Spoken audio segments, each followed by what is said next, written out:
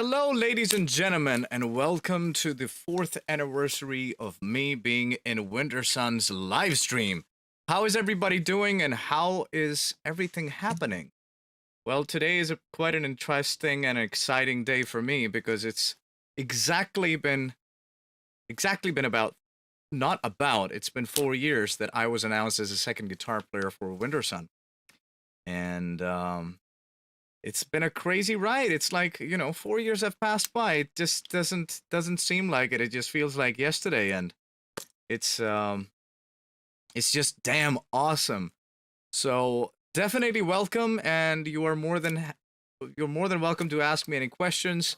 We will be chatting about my time of how I joined the band, how the whole thing happened, how did I get to know about the band, and what was the whole process of audition, um, and till now, how have the things been? Thank you very much, Nathania, for congratulating, and hello everybody who is in the chat here as well. So that's pretty nice to have you all here. So I've made some points as well that I'll be going through, and so I might not be able to cover everything out here, so bear with me on that. But I think we would be able to cover a lot of stuff in this chat today. Thank you very much, Silva, for congratulating, and Mary as well. Thank you so very much. So let's actually start with the point that how did I get to know Wintersun first of all? So it was 2004 that I was sent 2 albums to my country by a cousin of mine who was living in Germany, and I was sent 2 copies of actually 1 copy of each album. One was of Enzi Ferum's album called Iron, and the second one was Wintersun's self-titled album. And when he sent me those albums, I was surprised to see and hear actually complete different aspect of music that I used to hear before. So as me being all influenced with the 80s music, big fan of Dio, that's how it all started for me. And at the age of 4, that I was introduced to Dio by my uncle. And so the whole thing was very, very exciting for me to hear complete new music, even though I was introduced to Children of Bodom as well in the city that I lived in, Pakistan, at that time. But I wasn't really up for all these growling vocals and, screams and all that kind of stuff. But at this time, the 2004, I would consider where I started to go and touch the extreme sides of things. I listened to a lot of Slipknot that time. I really started to get into Korn, Disturbed. I mean, all the other bands that I used to dislike before, I forced myself to start listening to them, right? But then came along Enzi Ferum, Iron album, and then Wintersun self-titled album, and I was like, what the hell is this? This is completely out of the world, especially the Wintersun album. So I was very excited to, kind of get into the whole notion of like, holy shit, what is happening in the guitar world there? What are these solos like? And I remember that I used to have, when I used to go to the school, in the car, there used to be still the cassette player, right? So I had this Walkman with me that I had the cable or the cassette that you could attach to the Walkman as the output, and you could, of course, hear the stuff that's happening in your CD player, right? So, by the way, people do let me know if you're able to hear me correctly. That's the most important part. And so I started listening to the album from back to back, and every time when I heard the Death and the Healing solo, I was so baffled by how is that done. The creation behind that solo was just immense. Like, it's amazing. It's one of my favorite guitar solos, indeed, till today. And so I kept on going back and forth, and at one time I got so much influenced by Wintersun that a lot of my style of playing started to happen that way as well, right? And then it was at one time that I lost the track of which part of this one solo of any song out of the Iron album or Wintersun album was the one that I was in that state of mind when you're kind of like half asleep and you're sleeping. You know, you're in that euphoric state of mind, and then that hits you like, holy shit, this is what I want to do. Like, this is what is this is all about, right? And I used to have a Stratocaster replica, Strat shaped guitar by a company called Court. That's my first electric guitar ever. And I used to really, really, work hard on it, like day and night practicing, like for 8 hours on a metronome with a couple of licks here and there, and of course, especially the licks from Bodum, a lot of them, and Alexi Laiho's, workshops and so on. So I used to work a lot with those kind of things. And Chad Whiteson. All right, so you're gonna play Counter-Strike right now. Cool, interesting. So yeah, I really struggled with learning a lot of Wintersun stuff because it was really hard for me to really play at that time. Obviously, I was learning. I was, aiming to become a musician, and that was my target since then as well. I would say that at the age of 12, I really started to, dream about becoming a musician and really aim for full on becoming a professional musician. And 12 year of age was the first time that I got my classical guitar. That was by the help of my uncle as well. And so he was a big influence for me to get into the whole point of, getting an instrument and, work on my whole musical madness, basically. So getting away from that 2004, now I had the opportunity to come to Europe for the second time, and that was in 2006. But this year was the most awesomest year of all time for me, because that was the year that I came to Finland for the first time. That was the year that I met Wintersun as well for the first time. That was the year that I went to a international festival for the first time, or I saw proper concert for the first time. And that was all that happened was in 2006. And thanks to the help of my family, my uncle basically, who brought me to Germany at that time and took me to Wacken Open Air. That was the first festival. Can you guys imagine, like, a kid coming from Pakistan and just going straight up into Wacken Open Air and just going like, what the hell? I mean, the whole vibe is completely different, right? So 2006, Wintersun opens up the main stage, and I am standing in the front row as a fan, as a kid, watching the band play. At that time, there used to be black metal. I think that was the stage that they opened, or I don't remember now the names of the stages, because those were different stages than what they are today, which is faster, louder, and harder. Back then used to be true metal, black metal. I think they opened the stage which was true metal. Now that's the left side of the stage, right? So if you're seeing the Wacken Open Air from, let's say, from your perspective, the two main stages are there. The left side and the right side. Now the left side was the one that they played at. That was the true metal stage. They opened it up, right? And then after that, we had the opportunity of meeting the band and meet and greet also. And I stayed there all the time. I remember, like, when I met the band for the first minute, I went crazy. I was like a big fanboy. And when I told Kai Hato at that time that, hey, I'm from Pakistan, I'm a biggest fan of yours, and so on. And you're like, dude, guys, check this out. This guy is from Pakistan. And so I stayed there which is not allowed. You can't stay there because, of course, you need to give space to the other people as well. And so I just stayed there And the guys were really, really nice that they let me stay there, and we were hanging out and we were talking and for a long period of time and so on. And then after the whole session, like I think I stood there for about 20, 25 minutes. And generally the session is about 45 minutes of the signing session. 45 to an hour. I can't recall. I can't even recall our own session because it just goes so fast, you know. And thank you very much, Aero.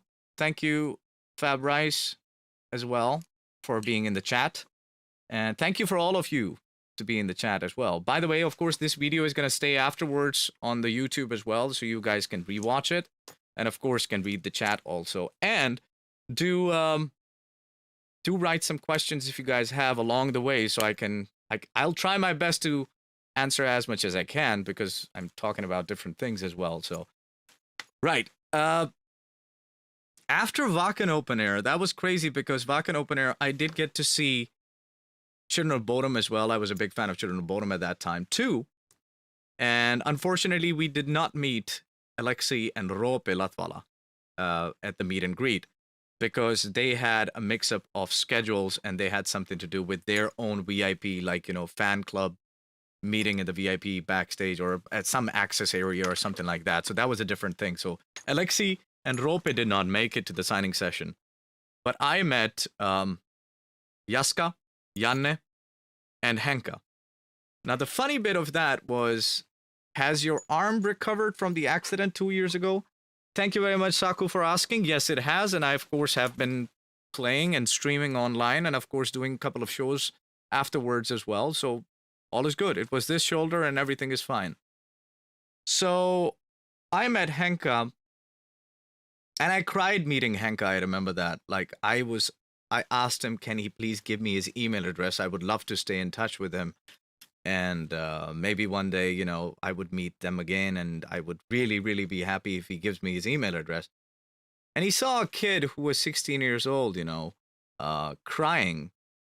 And really, really, like, I was shattered. I was, like, so happy to meet them. And he gave me his email address. So that was so sweet of him. That was really so sweet of him. I cannot forget that time. Really. It's, like, so cool. He gave me his email address, and afterwards it hit me, oh my god, why didn't I take the email addresses of Wintersun guys? Like, that would have been epic, right? Why didn't I do that? Later on, we decided all along that, you know, it's fine, but I got the Henka's email address. I mean, I think I do have that book somewhere still. I need to find it. Where I have it, I'm not sure. I might have it, I might not have it, because I was unfortunately robbed of my possessions back in 2000 and what was the year? 2012 or 11? No, 2010 or 11, somewhere in between. I was robbed of a lot of possessions, so a lot of things got, like, lost in there. But funny enough that my uncle took us to a trip to Scandinavia as well. So we went through Denmark, Sweden, and Finland. We did not go to Norway, of course, still being Scandinavia, but we did visit Denmark, Sweden, and Finland. Now, when we went to Finland, of course, that was the whole land of being in the place where the metal music has come from, and I got the most influence from, right? And funny enough that now I'm jumping back to 1996. Now, my brother was a big influence when it came to music listening as well.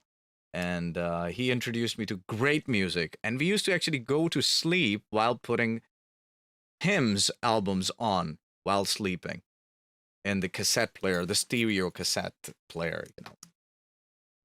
So coming to the land where, you know, most of the music influence have come from, Finland was epic. There's no question about it. Seeing the nature, seeing the people, meeting all the people and so on. And at that time, it was crazy. My uncle had some connections here as well, because he knew a guitar maker from Finland also. And a guitar maker and a shoemaker whose products I till today use. My first ever custom-made guitar was made by him back in 2006, given to me in 2007. Now that company is called Flying Fin Guitars. I'll definitely link those things down in the comment sections. I'm not sure that if I'm able to link some videos also, because I would like to tell about some videos which have been related to all this madness later as well. By the way, in 2006, the Wacken Open Air's picture I was taken, I'm on their website as well. If you go to their catalog from 2006, you would be able to find one of my pictures there as well. And that's not a picture you want to see. I was playing guitar next to a bathroom, like basically these, yeah. Anyways, getting back to the point, going to Finland, it was nice and such a damn coincidence that when we came to Helsinki, we were staying in Orivesi. Orivesi is somewhere up northeast, if I'm correct. So we were staying in Orivesi, and we used to go to Tampere is the city where the guitar maker was. So it was nice that we went to meet the guitar maker in Tampere as well. I saw my designed guitars. I designed that guitar. And so I held it for the first time and checked out my own kind of creation, which was highly influenced from Alexi Laiho's guitar, ESP guitar. Guns, I do give guitar lessons online. Indeed, I still do give. There are a lot of slots available. If you're interested, definitely check out one of my links in the comments. No, in the description below, you would be able to see taplink.cc/my name. You'll be able to find some links there. So, anyways, getting to see that guitar in my hand, I would actually showcase that guitar sometime. All of our Patreons, of the Wintersun Patreons, have seen the video. I've made a video of the first custom guitar, so it's sitting on the Patreon page. And if you're interested to support the band directly also, as particularly Wintersun, you should definitely check out patreon.com/Wintersun. We'll get to that later. Now, that guitar, seeing exactly being influenced from Alexi Laiho's design, and a lot of specs were the same: ash body, ebony fretboard, black hardware, and EMG pickups. But I used 8185 Zakk Wylde set, and it was amazing. So being in Finland at that time, it was just crazy time, right? Now we went to Helsinki, and this is where the interesting thing happens for 2006. We were walking by a street, which is a main pedestrian street, or Fußgängerzone, as they say in Germany, or in German. It was Alexandrenkatu. Now that's where a legendary store of Helsinki was, and it's called Levytukku, which I'm humbly endorsed by today, and I'm humbly partnered with them regarding the guitars, Ibanez, and all that kind of stuff, and all the other equipment that I think of. So we went into the store just to check out that it was a music store, and I was so impressed by it. Like, oh my God, a music store. Like, obviously, like a Pakistani kid, like, Jesus, like proper music store. Of course, there were music stores back in my country as well. But there was one store that really did a good job of being an guitar instrument store that was called Guitar World. But this one was out of the world for me, right? So we went in, we are talking around, we are looking around things, and, I started to play the guitars as well. I put the amp on and so on. And then my uncle comes to me and says, like, look, there's a guy at the counter. He looks familiar. I think we have seen him somewhere. Go check him out. And I stand up, I put the guitar down, I go check out at the counter, and oh my fucking God, that's Teemu Hakkinen there. I lost it. I was like, what the hell? Like the guy, what the hell? Like the guy who I just saw like about a month ago, opening for Wacken Open Air's main stage, is just standing right in front of me in his shorts and tee. Like, what the hell? He had a tank top on. I have a picture of that somewhere as well. You would be able to find it on my Instagram page, or I'll share it some other time also. crazy enough that this happened in 2006, and I'm just like, whoa, man, crazy. And then we jammed together a little bit as well, and I took his contacts to stay in touch with him, and that's what we did. And that's absolutely what we did in 2006. So this is how my first interaction with Wintersun was. And then going back to Pakistan, I wrote emails to Henka and to Temu as well, and both of them replied, and both of them had been very, very humble and happy about it. Till today, even when I talked with Henka, Henka and I, we are not friends, but Henka knows me, I know him now. Like, this is great stuff. I mean, obviously, as a fan kid, it's an honor to be at the position that I am at the moment. So I talked with Henka as well the time that we met. I think it was beginning of 2020 that we met, I guess so, or 2019, I think so. Can't remember. That I recalled him, like properly met. I mean, we have met already in 2019, 18, sometimes before also, here and there, just hello, hi, quick hello, highs and so on. Like the proper meeting that we were drinking together, we were at a concert together, was in 2019 or 20. And then we talked about the email, and then we realized, and he was like, oh my God, you are that kid. I'm like, yeah, me, that Pakistani dude, that's me. So then Temu wrote me as well, and I started to really consider that, you know, Temu could help me out understand a lot about Finnish system and how to probably be thinking of moving to Finland and studying in Finland or so on and so on. Because the first step for me was to actually move to Germany, because my family was residing in Germany, meaning my uncle and my brother was living in Germany as well at that time, which they still are. But I thought that it would be cool to even consider going to Finland also, right? Germany did not accept my application for a visa at all, because I was 18 years old, and due to certain things that happen in the world, which we all know, the restrictions on certain countries became really hard to get visas. So me getting a student visa at the age of 18 was impossible at that time. That did not meet their criteria. So they wanted me to finish the bachelor's in my country and then apply for the master's in Germany, and then they would consider the application. While in Finland, it was an opposite story. So I wanted to just get away from Pakistan and to really, really, you know, push myself out there, pursue music. And so I, by the help of my family as well, we decided that, okay, Finland could be an option. There were two options, Netherlands and Finland. But I went for Finland. I was like, no way that I'm going to Netherlands. When you think about the other option, why not Finland? Because if I want to pursue music, right? So that's what we did. Applied, got the visa. Temu helped a lot in understanding a lot of things, how they work in Helsinki, for instance. All the routings, or like where to get an apartment for a student apartment, and so on and so on. And he was a great guy. He really helped a lot in that department. And then I moved to Finland in 2007.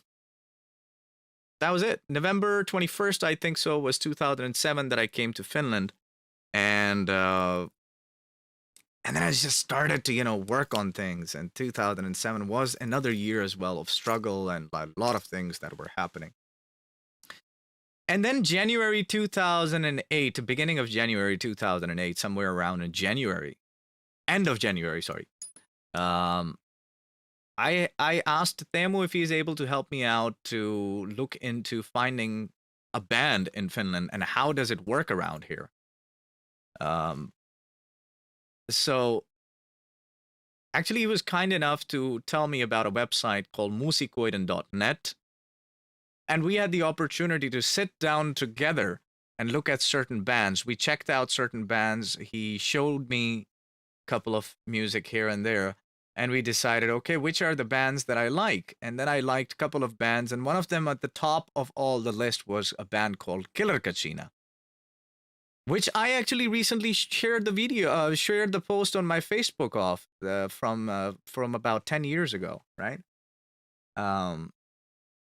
So I got the contact of the band, and then I contacted the band, and that's where I joined my first Finnish band because of the help of Teemu. That was Killer Kachina. And that's where the story actually started from. And that night was the craziest night in that sense as well. While we applied for the band, written the email, out there it went. We went to the album release party of Norther's album. And that was the album where the Death Unlimited is. And then I met Yuka as well at the same time. Because of course Yuka was in Norther, and Norther was still active at that time. And boom, that was where I met Yuka also, and we talked for a long period of time. We had a great time, couple of drinks together, and so on and so on. So 2007 was a great year in that sense. Now, later on, I took to enhance my guitar skills, I took lessons from Teemu as well. Now, the Killer Kachina thing, I was the guitar player in Killer Kachina, and more or less like lead guitars, because we changed the lead sections in between me and the other guitar player, who's a very good and a close friend of mine, Mr. Seppo Nombela, who is right now in a band called Dead Shape Figure as well, who are close friends of ours as well. Everything is very well knitted in Finnish metal society, or metal community, let's put it that way, or the industry overall, if we think about it. And so that's where my guitar structure started to happen, right? And then the second band I joined was Self-Blind, and that still had, I was the guitar player in that band as well. And actually, this is what I've done. By the way, most of you who don't know, I do a lot of streaming besides now YouTube. I've been doing a lot of streaming on my Twitch channel for the past 10 months, and that's been slowly and steadily growing because of all the COVID situation and so on. The best thing I could do was to start streaming and, you know, getting it out there. And I do a lot of music streams and game streams out there, so you can definitely check that out and follow me on Twitch from Monday, Wednesday, Thursdays. Those are the days that I stream on Twitch. Anyway, so getting from there to there to there to there, and things happen in between. I met Teemu for a couple of times, you know, took guitar lessons and hung out together and this and that. And 2000 and I think it was 2009, I went to meet Kai as well. Kai was always a nice guy. Kai is always a nice guy. There's no question about it. Meeting Kai was always a pleasure, and always is a pleasure. Now, Kai Hato is the drummer of Wintersun and Nightwish that I'm talking about here. So we went to Vasa while he was actually, he did one show with Matthias Eklund. Now, he's a Freak Kitchens guitar player and a singer, and he's a freak. So he created a solo album where he hired Kai to do one show in Vasa. He did a guitar clinic, and he did a show in Vasa as well. Now, the fun bit of this is that we went with Pexi. Now, Pexi is the guitar player of a band called Stamina. So I have met Pexi back in 2009. Now, recently, I've done a live chat with Pexi as well, which you would be able to find in my live streams playlist. And we have done a live chat with Pexi on YouTube. So Pexi, me, Teemu, and Mr. Crab used to be the guitar player around, that we all went to see Matthias Eklund and Kai playing the drums for him. So that happened in that period of time, while me taking a bit of lessons from Teemu also. And then later on, I made a couple of projects here and there, and then I actually, when their time happened that Norther was looking for a vocalist, I applied in Norther as well, which is not many people know about that. This would be something that I should actually release someday, my audition tape for Norther. That would be something very interesting that I should really do. And in the near future, especially you people who are... That's the other thing. I have a Discord as well. So those of you who know Discord, they should definitely join my server in Discord as well. And keep me reminded of this thing that released that audition tape, because that would be cool for everybody to check it out, right? So unfortunately, when I sent the audition tape, they had already selected Alexi uh, uh, Silvonen to become the singer of Norther at that time. And they took Daniel Freiberg, who is the nowadays guitar player of the late Children of Bodom and the late Bodom After Midnight. And so funny enough, the thing was Alexis Sihonen, sorry for that. Yeah, exactly. The last names, the Finnish last names are always something that I find hard to pronounce most of the time, right? So, hello, Mutzel. How are you doing, ladies and gentlemen? Monster Mutzel here in the chat has a birthday today, so happy birthday to you. And talking about Norther in that sense, yeah, so Norther was a fun bit. And then later on, till today, when I talked with Yuka about it, he's like, what the hell? Because after the Norther audition, my career in music has been very, like, weird in that sense. Like, the people had known me as a guitar player, then they have known me actually more as a singer. Then they had known me as a guitar player. Then they have really known me as a vocalist. So it's like, you know, back and forth things happening in between guitars and vocals. But my starting point in Finland was with the guitar, right? So people did not know me as a vocalist that much. But with the Killer Kachina, there was the options of like me becoming the second kind of, you know, not the backing vocalist, but, you know, rolling a little bit with the vocals as well. But unfortunately, that didn't happen. Things happen. Our singer became the Finnish Idol as well in 2009. I think so. 2009, wasn't it? Yeah. And at that time, I was quite busy with the other band, Self-Blind. That broke up in 2009 as well. So it's like, what the hell's going on? It broke up, but I'm still the member, and our bass player still is the member of Self-Blind. Those of you who have been following my Twitch streams would know that I've done one stream where I learned all old Self-Blind stuff, at least one song that I did. Anyways, so 2009 to 2010 was the year that I made another band right after the audition with right after the audition for Norther. In between that time, I made a band with the ex-guitar player of Trace Dawn, Jeremy Quick. And he was partially a student of Teemu Mentosaari as well. So kind of like everything is nearly connected with Wintersun in that sense, right? More with Teemu though. So and then we made that band. We released 2 or 3 songs. And unfortunately, we disbanded. I left the band. And by that time, I had another band that I made, but that got disbanded very soon because I lost the interest. But this band that I made, the next, was called the Nibiruan, and it was with Lauri Koskiniemi. And those of you might not know, he used to be the guitar player in Imperanen, and he was the guitar player before Teemu Mentosaari in Imperanen. So everything is related to Teemu all the time. Do you see the link here? Everything is related to him, right? So for the Imperium, Lauri Koskiniemi has played in For the Imperium as well.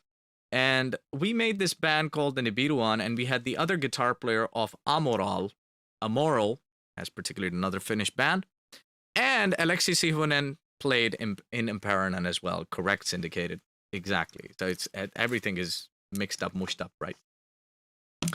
And then, yeah, we had the bass player, the previous bass player of Omnium Gatherum with us as well, and on drums we had another guy, and so on. We made this band, the Nibiruan, and then we did crazy stuff with that band as well, which I'm still today, I'm really, really proud of. Those were 3-song EP that we released, and I was very proud of it. I can't say it enough. We were ahead of our time at that time. Let's say it that way. And those songs could be still found actually on YouTube if you write the Nibiruan, Niburan.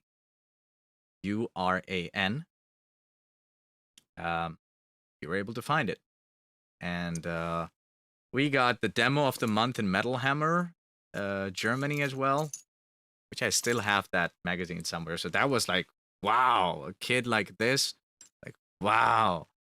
And with Self-Blind as well, we were demo band of the month in UK's Metal Hammer also. That was crazy. So it's like good stuff started to happen, you know. And with the Nibiru one, the whole point was this, that I started to have these dreams about opening or playing in certain venues in Helsinki.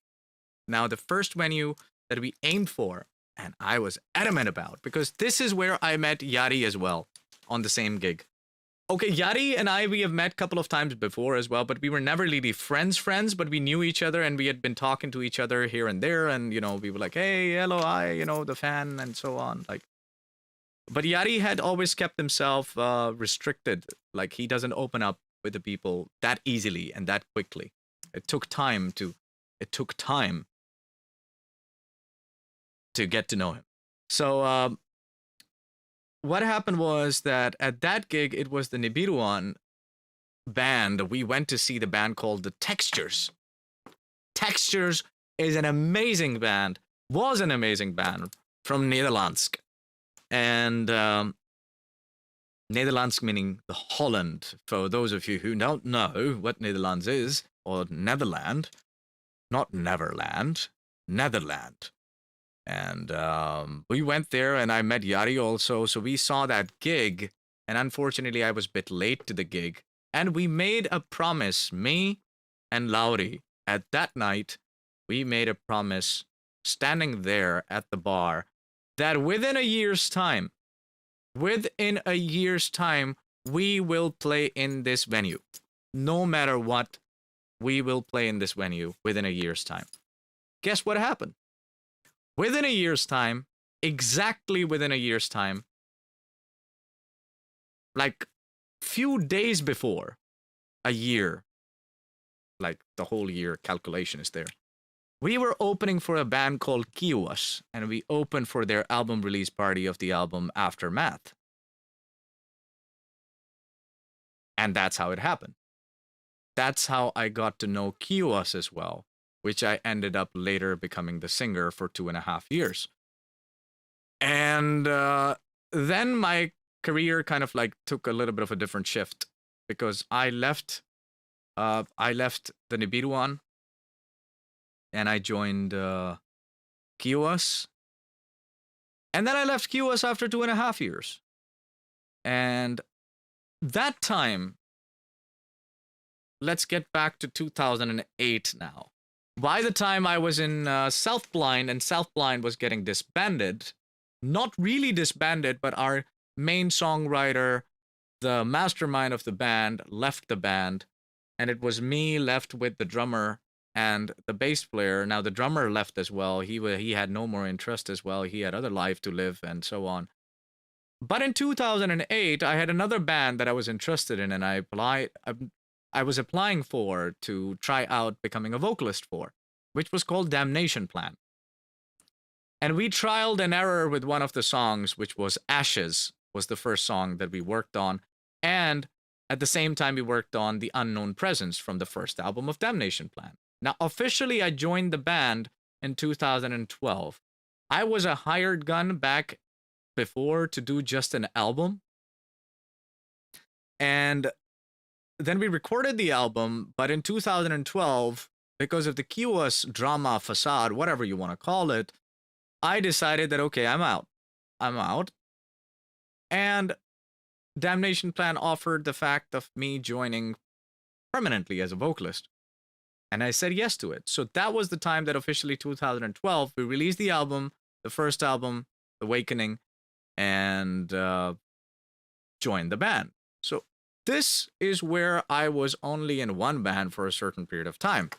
Now, in 2013, I had the pleasure of going to Estonia for a little while. And then I had an Estonian band also, which was called Kantilena. But then moving on, in between all that period of time, I still was in touch with the Wintersun guys, hello high basis, nothing else. With Timo particularly, that was once a blue moon that it used to happen. Now, as my family had run a leather garments and textile business, they used to have the exhibition here every year in Finland, in Helsinki. That used to be the thing because of which we used to gather like the Wintersun guys, like for instance, Teemu or Jari or just Teemu, that they used to come and visit us over there while we were at the exhibition, doing the business there. So that's how we got to stay in touch together. And later on, as I was in Estonia, it's talking about 2016. Now I was still in bed, and I read the news from the Facebook that Jari is dropping the guitars. And I just left everything, and I immediately, first thing I did, without even thinking anything, I just wrote Jari, I'm very interested. I want to do it. I'm all in. Just hear me out. This is da da da da da da da da da da da da da. He has known that I have some sort of guitar playing thingy. I'm able to do bit of things on the guitar because not many people had known that I've been a guitar player, because after QS everybody thought that I was a singer, right? This is what Yuka, our bass player of Wintersun, keeps on making the joke of till today, because when I applied for Wintersun, he thought like, what, am I gonna sing the melodies? Like, because he did not know that I'm a guitar player, I could play guitar. Even though it was mentioned in the email very clearly, in Norther's email, that, hey, I could play guitars as well, so, it would be the same thing as Petri leaving and me becoming the guitar player and the singer as well. So I was offering that. But then as I wrote to Jari was very adamant about the fact that, okay, well, you gotta have certain level of skill, right? And that is a video that I'll show. I'll actually link here down below. Was recorded by a long time back, actually 2015, I guess so. I was trying out a mayonnaise guitar, and I didn't have any other videos to showcase else than a couple of live videos that I've done with QS, because in QS we did that thing as well. Me being the vocalist of QS still had the option, or did have the, we did a couple of songs together live where I played guitar also, right? I think there were 2 or 3 songs that we did that where I was playing guitar also. So only those videos I could send to Jari, but that didn't showcase the skill set that I had with guitar playing. And of course, as me being not really playing guitars like to that level, I never had the opportunity to do that, nor that I had done it that way before. So it was already a big step for me to take. So I'm talking November 2016 that this all happened. The news got out. I immediately wrote to Jari. I sent him the video that my friend had made of me trying out in 2015 the mayonnaise guitar. As I said, please let me know in the chat that if I'm able to post something in the comments with the link of the other video on YouTube. Is that possible? I've never done it. I don't know if it is doable, but if it is, I'll definitely do that. Right. So Jari said, okay, seems there is some potential, but wait for the official announcement and you'll get to know what you have to do for the audition, right? So then there was a criteria that I had to follow, like everybody else. And then I kept on working day and night. I struggled. I was like, oh my God, I need to do this. I need to play. And of course, I was playing the guitar in the Kantelena, like, my Estonian band. Anyways, but that's a different style. That was a thrash metal. So, my technique was different. My playing style was different. My gear was different and everything like that. But I was still in touch with guitar playing. That helped me out. But I was like super fast learning the stuff. And I was always scared that I am going to be sending the stuff late. I sent them the material within about 1.5 weeks.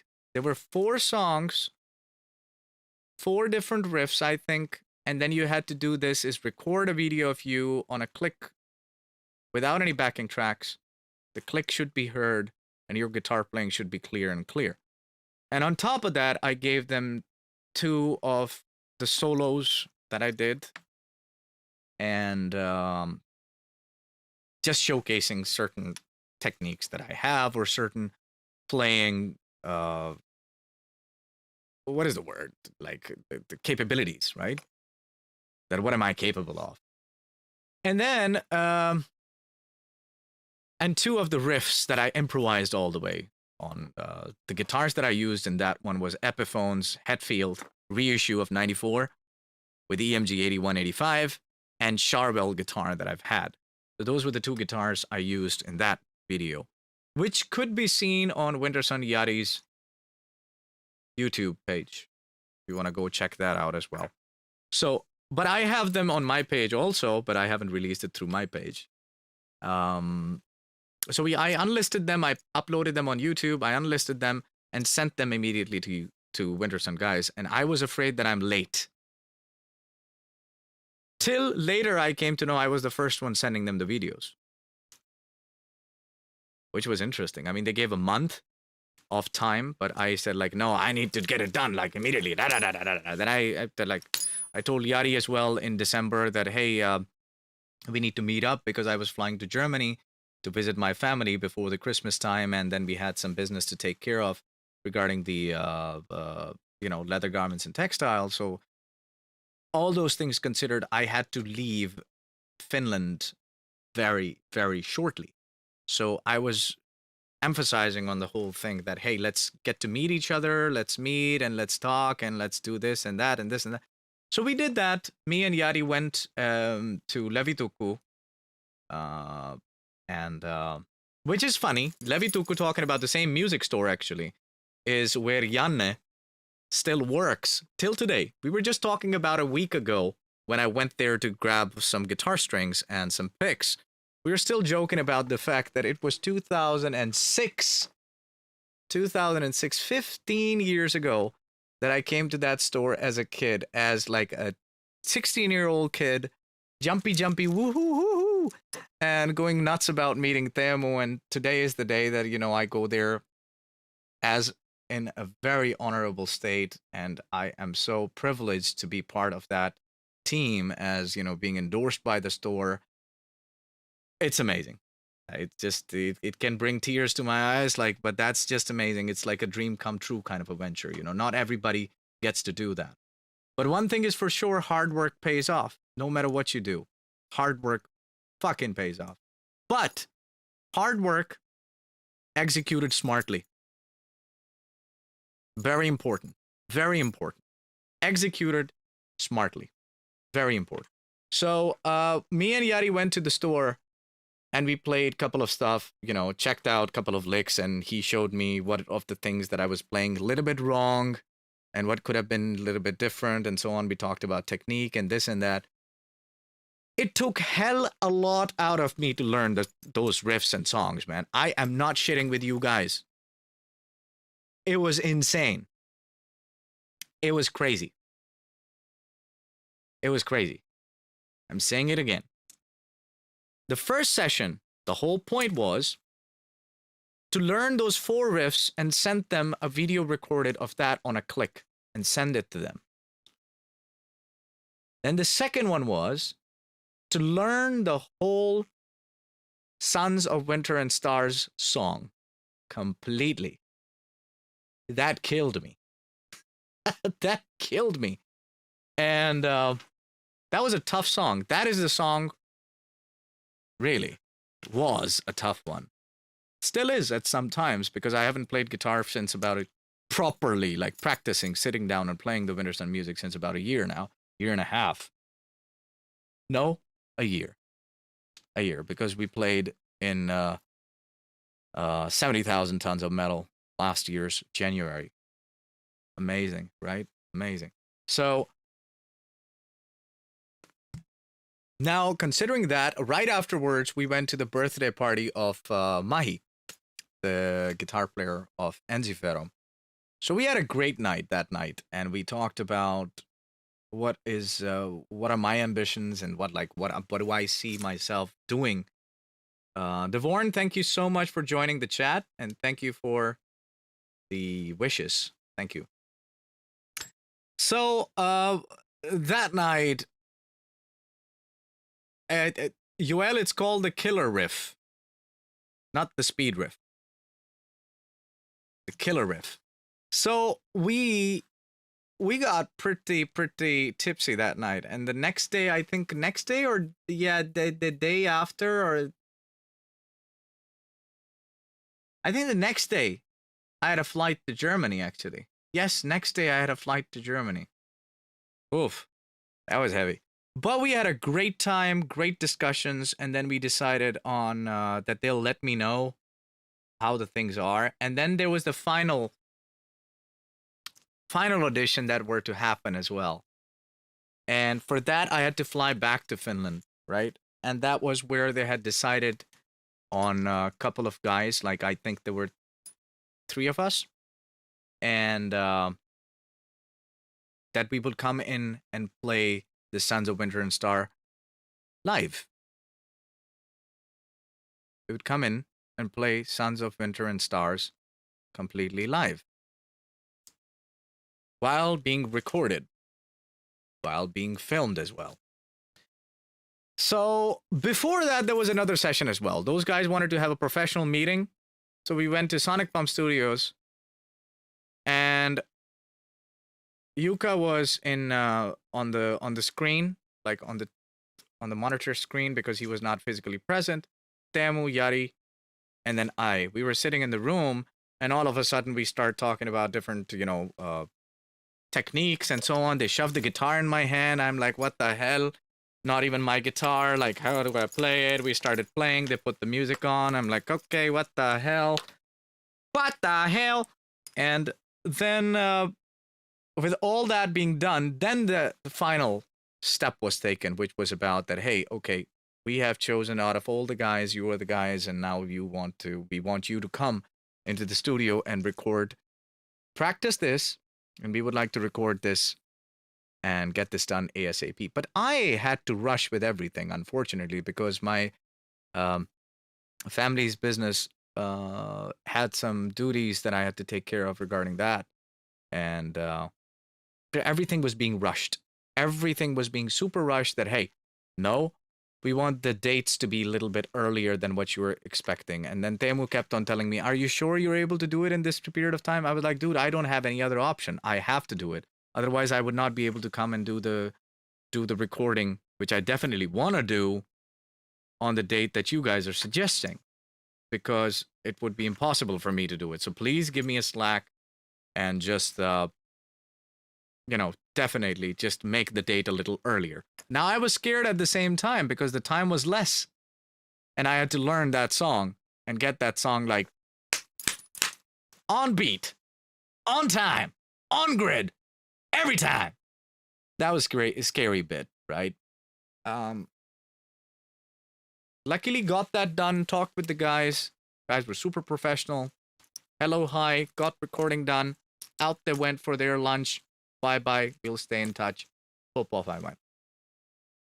And then I went back to Germany. And let's rewind it. Let's rewind it a little bit.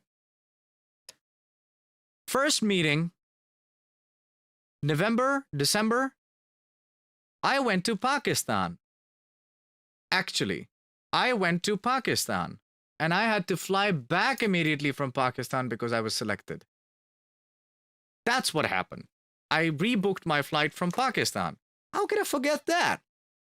Yeah, before all that, I had to fly back from Pakistan because I was visiting my family.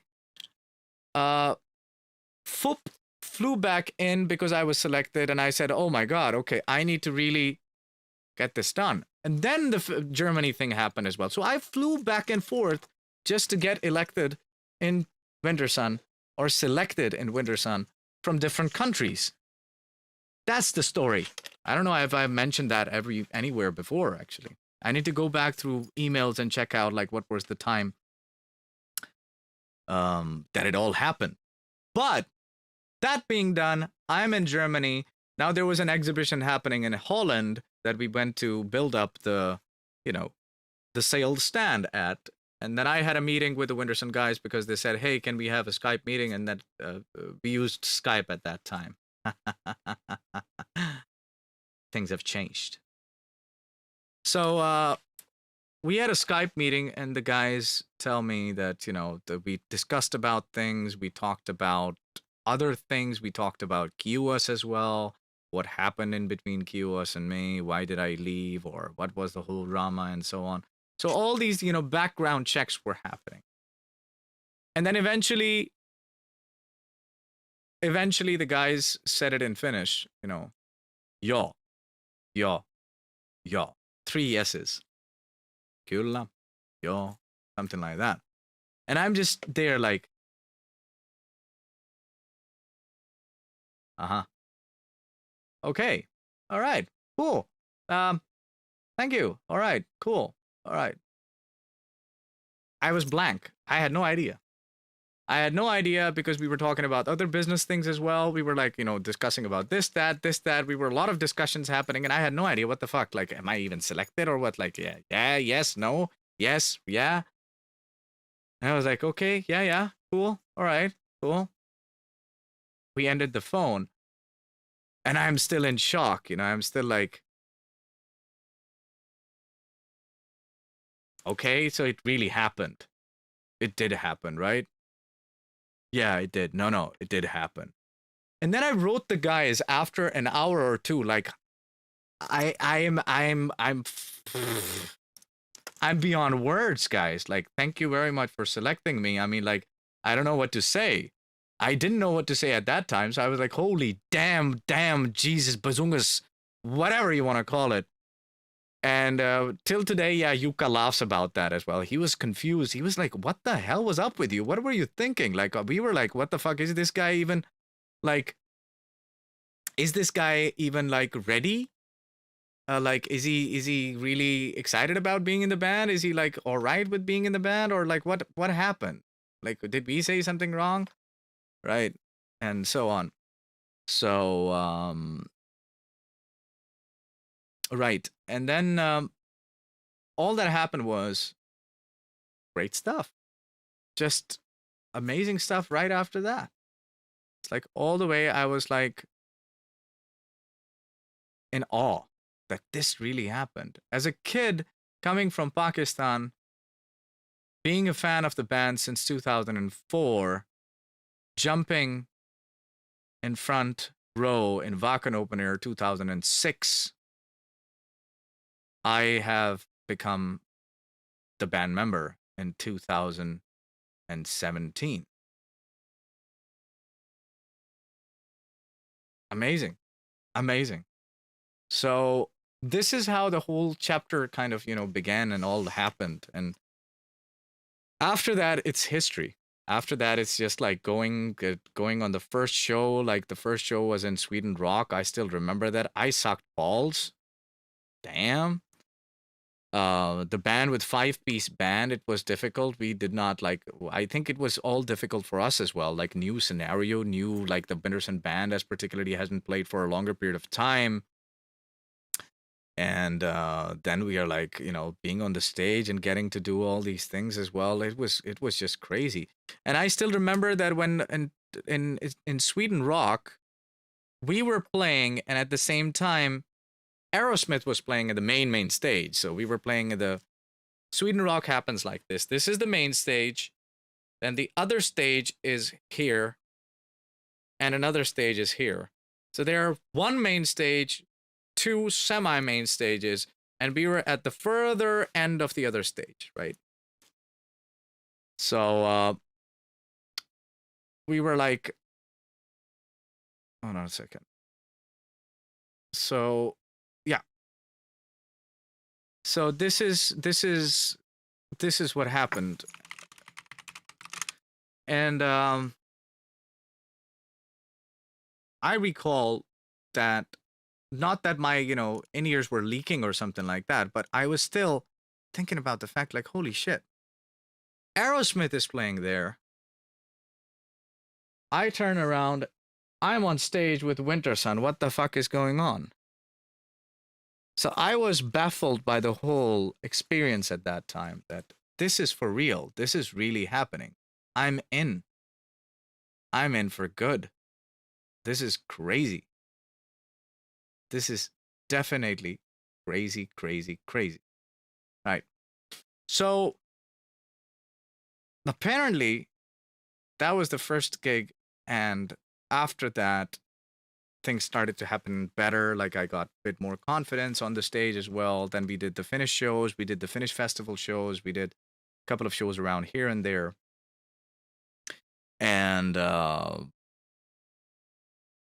then we did the first European tour. That was my full length scale, the longest European tour that I've done, as particularly like the Forest Seasons European tour, first one, which was the B Market tour. And we ended up in certain places. If you ever need a triangle player in Wintersun, sure, definitely. I'll keep in mind. I'll certainly keep in mind. I'll remember your username and I'll write you up like, hey, triangle players needed. All right. And it's well deserved. You're a fantastic player. Thank you so much, Silva.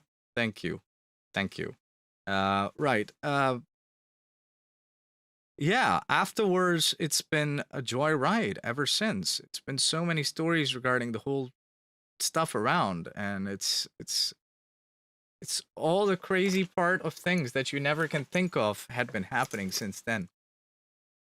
I became Ibanez artist as well since I joined Wintersun, and that was an immense, like, a jump. That was like, what the hell? I was this close of going with ESPs. And that was either the jump because of Alexi Laiho, right? And Yari was dropping Ibanez, but we were thinking that, hey, okay, maybe I can come on board as well because Yuka already uses Ibanez. Yari has been using Ibanez, so maybe I should do the Ibanez thing as well. But Ibanez was a little bit unresponsive at that time, and that kind of like made me think like, hey, if that is the attitude, I'm sorry, even though it is Ibanez, Wintersun has done a lot for Ibanez as well in that sense. The RGD model that you see, basically right here, the basis of like constructing this one, kind of, designing it, Wintersun did play a bit of a role in that also, if you guys did not know about that. So what was the question? How many shows did you have with Wintersun at the time of No Me Rock 2017? Which Yari has the full gig in YouTube? I think by then we had 4, 5, 6 shows already in. Is it 6 or 7 shows? I think so. I think so, because right before No Me Rock, we had stayed in Jyväskylä and we did the rehearsals in Lutakko. I think so. So I have to check the stats. I'm sorry, I can't recall at the top of my head, because when you do so many shows and so many years have gone by, everything is different. I've played a custom double triangle in the biggest Finnish band festival on the stage in a band. Wow, Syndicated, that is just that is just great. That is just great. That's a dream come true. How about that? Be able to play a triangle. I've never played a triangle, so that would be a dream come true as well. That would be great. I mean, of course, I have played. Sorry for that. I've played triangle, but I haven't played triangle like on a stage, so that would be definitely cool. Did you have a good feeling about your chances after sending the audition tape? I'm not really sure. I always was at the edge because, we were talking about Wintersun caliber, and I always thought that there is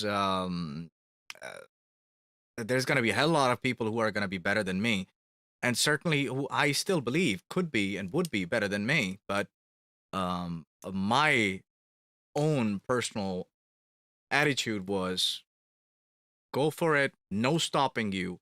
Nobody gets this job else than you. You have to do it. It was day and night work for me. I spent literally about a week and a half before sending the material. Day and night I worked on the stuff. And I didn't want to miss this opportunity. So I would say my chances in that sense, I had no idea. I was already thinking that I've sent them the audition quite late. So I thought that, okay, I'm done. Basically, there's already somebody else like who's way better than me, and must have done it. Yari, it was great voice shows. Wintersun, Eternal Darkness, I like. All right, Rope, that's awesome. That's awesome. You are very lucky. Yari in a karaoke. Yeah, Yari in a karaoke. What? Yari had been known for being in the karaoke's around. Like that's the other thing. Will you incorporate some of your creative into creatively? What? Will you incorporate some of your creatively into the next Wintersun album? If you were saying like if I would be part of the creative process in Wintersun albums, I don't know about that because I haven't been part of it, nor that I have been asked to be part of it yet. So till the point that it doesn't happen, I don't know. I mean, Yari is the mastermind for it. He writes all the stuff. That's his decision. It's complete control of that, and he keeps it to himself in that sense. And if I were to be asked to be part of it, of course I'll be up for it. But so far, I think there is no need because he is the mastermind. He has been working on the albums already as well. He has been working on the new material, which I've heard it's excellent. There's no question about it. There's going to be a lot of surprises coming your way in some time. And so till then, we'll see. We'll see. But who knows? I mean, the even the latest material is not fully done yet. So there are possibilities of that. But we don't enforce our ideas on Yari in that sense that, hey, okay, this band works in a certain different structure, right? Or a certain different pattern.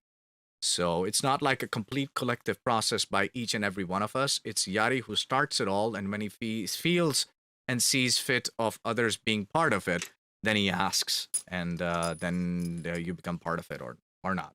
Right? I think it's not just about the skill. I guess it has a lot to do with the chemistry and all that. Also, I think the guys in the band probably could respect the hustle like you gave 150% to your audition. Thank you very much for saying that, North Stream. And yeah, it's about the attitude as well, but it's about determination as well. You know, it's about determination. It's about the commitment, how much you are able to do. And of course, I've left my family business for doing this all the way. You know, eventually, of course, I came to Finland for in the sake of pursuing music. So when I got the opportunity of becoming a professional music, particularly now, where I just do music and everything around music, that was the time that Wintersun has given me that opportunity in that sense that I'm able to, you know, lift up myself just to do exactly what I wanted to do ever.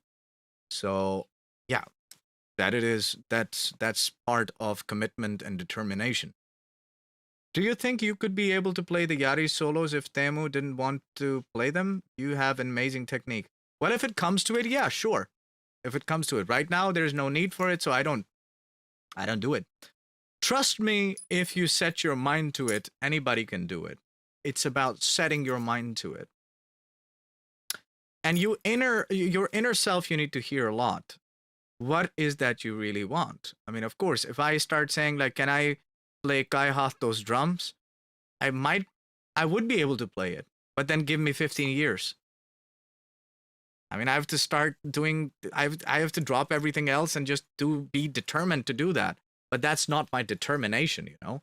That's not what I really want to do. So I would never be able to do it. I would be forcing myself in order to prove you a point to do it. Then I wouldn't do it. So if I really want to do something, or if you really want to do something and you go for it, you're definitely able to do it. No question. Okay. Have you heard of any of the new Yari's music has been writing? Yeah, of course. I mean, every time we meet up, there's always a new stuff that I get to hear. And hands down, he is definitely a great songwriter. He's one of the best songwriters in the world that I've had the chance to work with. And I'm very privileged to be in that boat together, in that sense. 15 years, but it's Sky Hato. 0 after that, 15 would be appropriate. Yeah, I mean, I'm not a drummer at all. You know, all I know is AC/DC 4x4s. Even that is difficult to play because you need to have a certain feel to even play 4x4s. It's not like that anybody can pick up and start playing. Like, you know, even playing A minor chord, anybody can pick up a guitar, kind of put their fingers and start strumming around. That's a different thing. But to really play the chord and to feel the chord, not everybody can do that, right? So that's the thing. But there were some other points that I wanted to discuss as well. I think let me check it out. I had written down the points. The Yeah, I were asked by my moderators as well some of the questions about here, like regarding has there been any rituals before playing a show. There's always a peace of mind that we have. I used to have the rituals on the tour in that sense where there's applicable and possible to do, which is I would take a 15-minute power nap. I'll wake up, get a very cold shower, get ready, and then after that, it would be right before getting on the stage, we all kind of like do a hooda. Syndicated, help me out here, please. What is a hooda in English? It's like we all gather in a circle and we pump up our adrenaline, boost ourselves up, and then we go for a killer show. That's what we do. Even drummers seeing his stuff start crying and throw their sticks to the trash, sell drums and buy their trying. Well, that's Guy Hato for you, right? But we had the pleasure of having the lovely, that's what I wanted to say, that it's been unfortunate that since I've joined Wintersun, I never had the opportunity to play with Guy Hato. That's what I've been missing. That has happened, unfortunately, because he has been quite busy with Nightwish for a long period of time. And the first shows and the first plays of Wintersun that I did was with Timo Hakkinen. A fantastic guy. A lovely guy who I dearly miss as well. It's been a long time that we have seen each other. And I've seen him last was, about the last Tuska, probably. Yeah. The last Tuska, that was 2019's Tuska. It's been a long time. And Hakkinen was the guy that we played the first leg of tour with. I mean, not the start of the tour, but we did about 16 shows around in Finland. And we did those shows, or the festival shows as well, including some places around. And that was great time with him. Numirok we had done with him. Tuska we had played with him. Brutal Assault we have played with him. Good memories.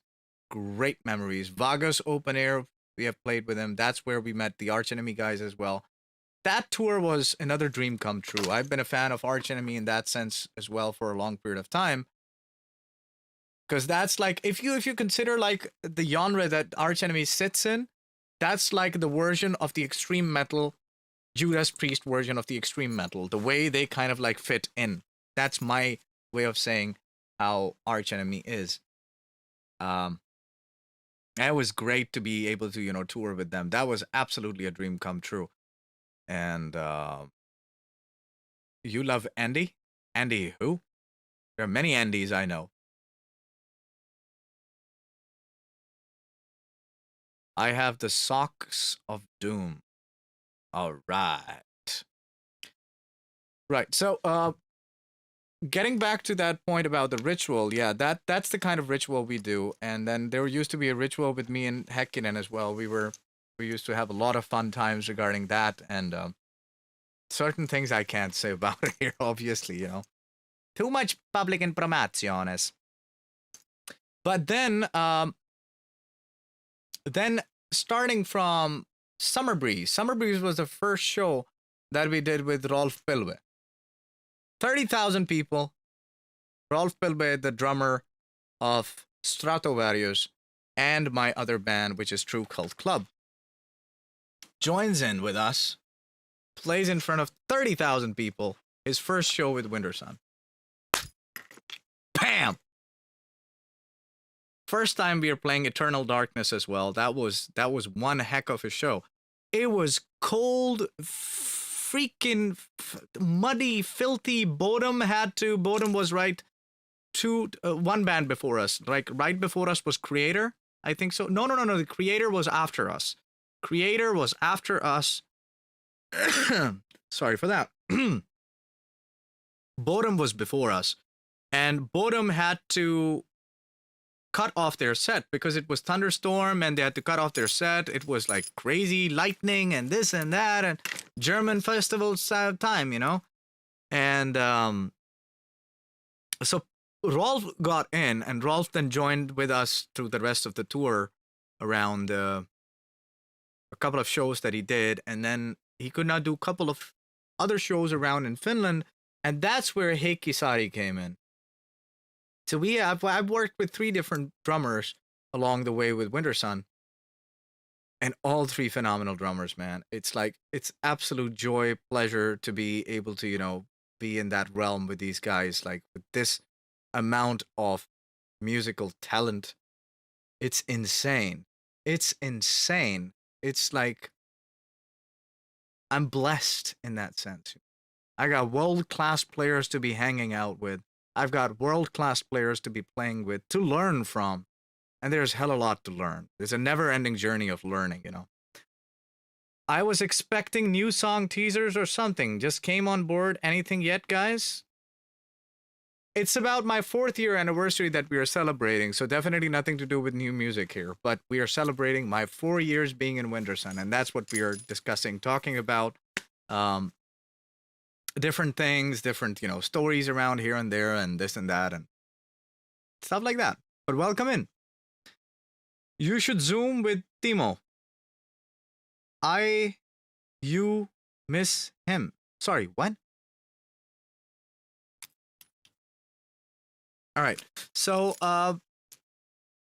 regarding that, yeah, then I would say my biggest highlight of playing with Wintersun had been the opportunity of going to different countries where I've never been before. First, the far most, I would have to say, the opportunity that I got of going to United States for the first time. That was with Wintersun. And damn, that tour I would never forget. I mean, every single day had been a pleasure for me. Every single time spent in States had been a blessing for me as well. It's just crazy. It's just absolutely crazy. So, I just love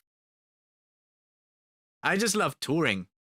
And unfortunately, we are not able to do it at the moment. I hate that. And the other thing was this, that I was able to go to Australia as well. I was able to go to Japan. I was able to go to China. New Zealand.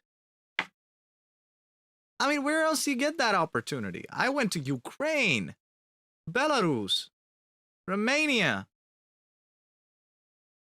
Hungary. Those are the countries that I've not gone to before. I mean, I've been in Europe, like the western side of Europe, a lot. But I've never been to the bit of more central eastern side of Europe before. And that was amazing. Like, this is the opportunity that you get. Like, it's insane. So, you know, hats off to that. Like Troy Grady said, there is probably most guitar skill out of any band in the world on stage with Wintersun. Oh, wow. Okay, that's awesome. Didn't know Troy Grady said that. Troy Grady is a great guy, man. What he has done for our community as a guitar player is phenomenal. I mean, hats off to that guy as well. That is no question about it. No question about it. And congrats, man. No, it just seems like the way of Wintersun. Surprising things happen, and I guess I baited myself a bit into thinking some crazy stuff would happen here. There's no bait. It's clearly about the Wintersun 4-year anniversary celebration. My channel, my Wintersun 4-year celebration, so. And hey, we could say like this is 4 years anniversary of the Forest Seasons as well. How about that? Right? I mean, not yet, but this was the year, right? By the way, you seen the old Northa behind the scenes clip? There's some real whack ass shit on Yari's part. If not, you should watch it. Well, yeah, of course. I mean, you know.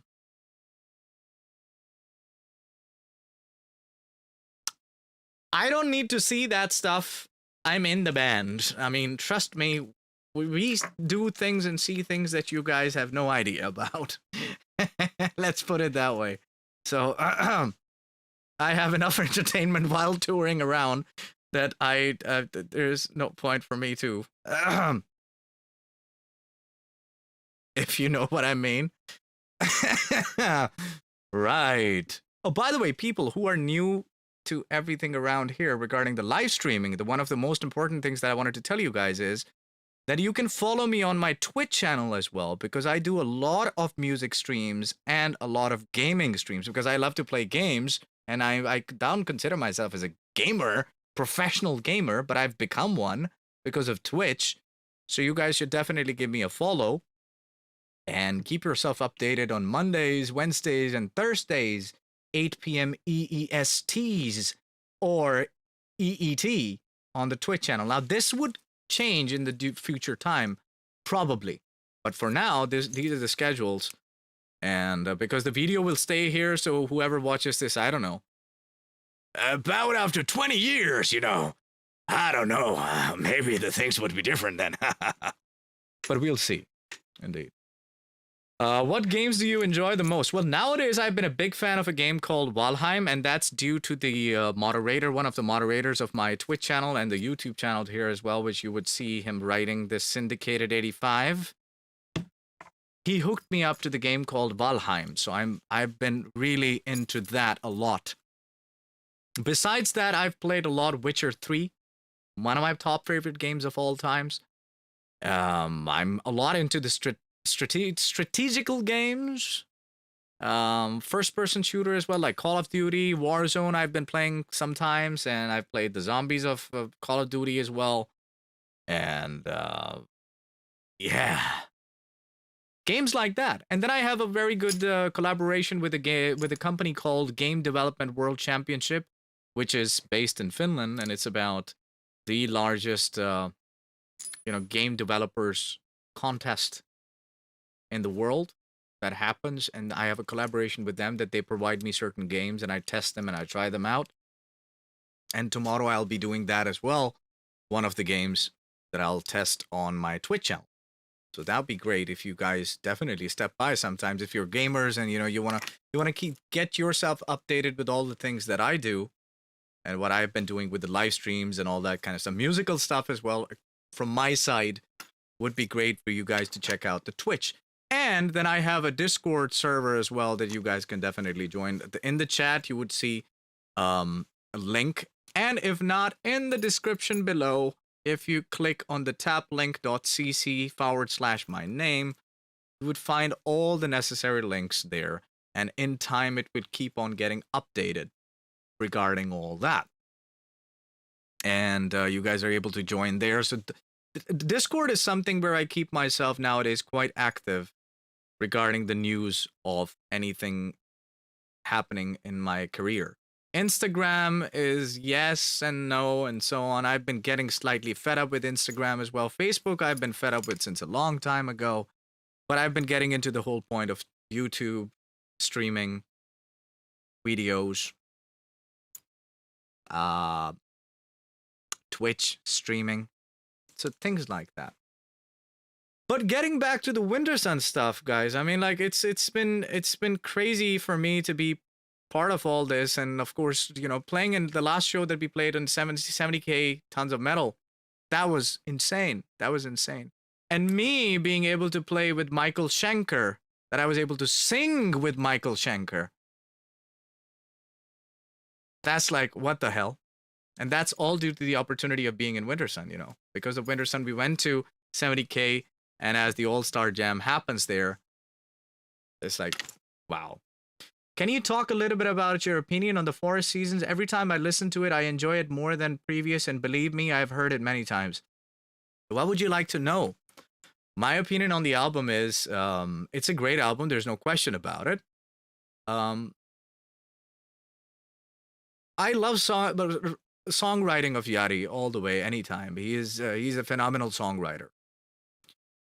I still consider the first album to be the pinnacle point, like the pinnacle thing of Wintersun, because that's where I got into Wintersun. And I still think that it is one of the best albums out there in the world. And The Forest Seasons in that sense was a different breed. It was away from the norm of what Wintersun is, you know, and that was the best part about it, that it had all the elements that you could think of, and then did have its own characteristic, you know. So album is great. Have you heard One with the Shadows from Time 2? I've heard all the songs of Time 2, yes. Do you follow a plant-based diet? I indeed do, Ilka. Thank you for asking. I'm actually a lacto-vegetarian. That means I do not consume eggs. I do consume dairy products. So I have a different stand on that. And the reason to that is I just do not consume anything that is capable of becoming a conscious being. Anything that is capable of becoming a conscious being, I would not consume it. Or already is a conscious being, I would not consume it. So the plants do not come in that. They have a neural system. That's a different thing. That's one of the reasons why I do consume mussels, and I'm able to consume scallops.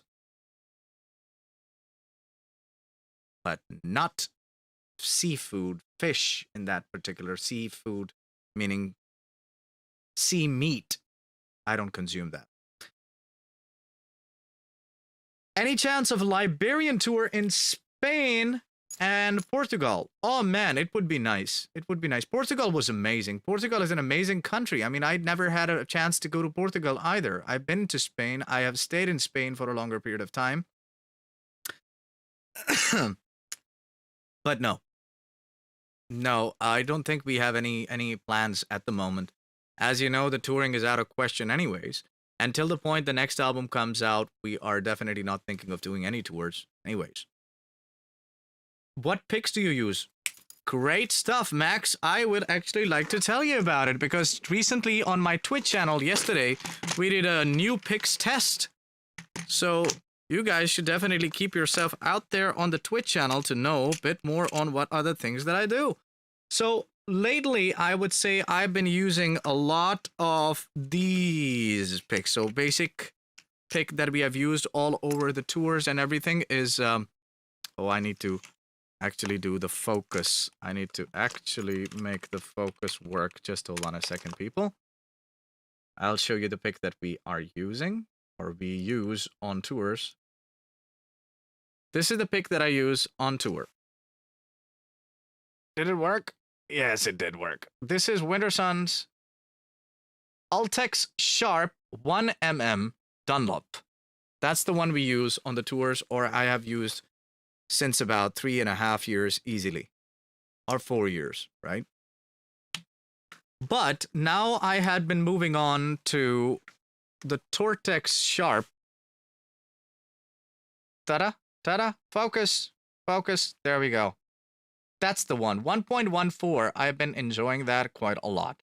But I don't like the material, so that's the only thing that I really don't like. So if I'm able to get this, we are in talks with Dunlop right now as well, that if we are able to get this in Ultex, that would be phenomenal.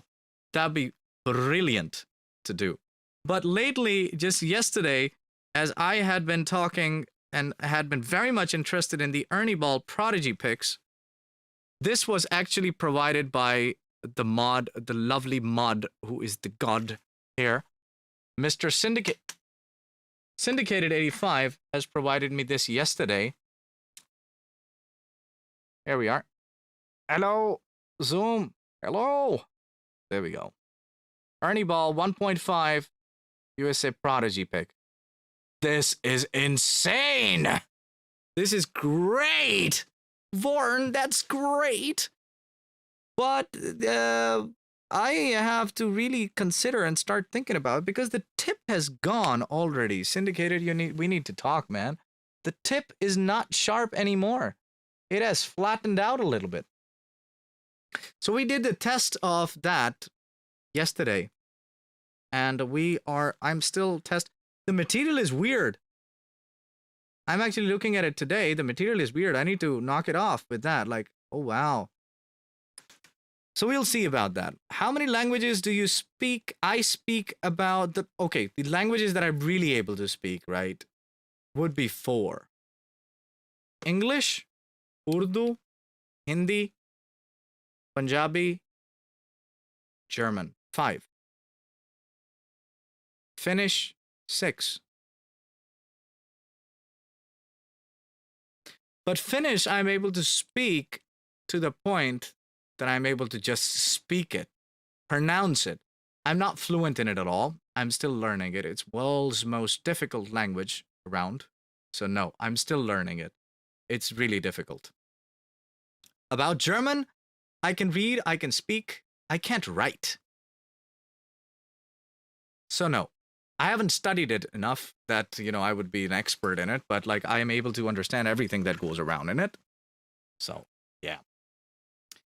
That's due to my family being in Germany and, me being forcefully trying to push myself in order to speak that language. That has been very helpful. But in Finland, that's the other way around. Very weird. And German was and is still much more easier than to learn Finnish. There we go. So Cindy's gift sounds okay. There we are. Tip is gone. Indeed. Tip is gone. Yeah, Windspear picks. I have heard them from Andy Gillian. We'll see. I'll have to try them out. I can't say anything about it. I haven't tried them, so it would be hard for me to say anything. Though I have some companies that I'm in touch with because of the Twitch gear tryouts. Oh my god, my throat is getting really dried out today.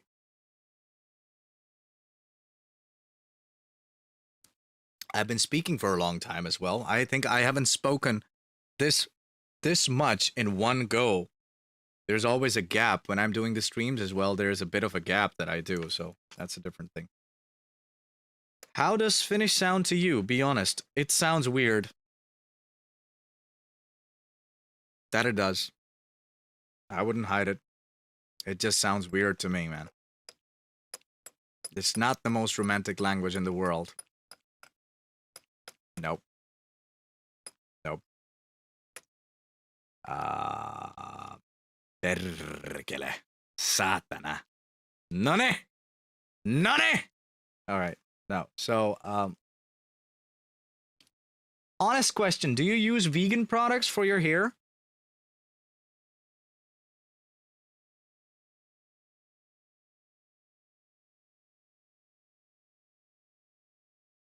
I use products that do not have shitloads of chemicals. I don't use commercial products. Let's put it that way. I really don't use commercial products. I used to be a L'Oreal guy back then, but I've changed. I have not been using it for a longer period of time. And there are certain brands that I use that are beneficial for the health of the hair, and they don't have silicone in them, like L'Oreal does. So no. Do you speak Finnish with Yari and the guys? Sometimes, indeed.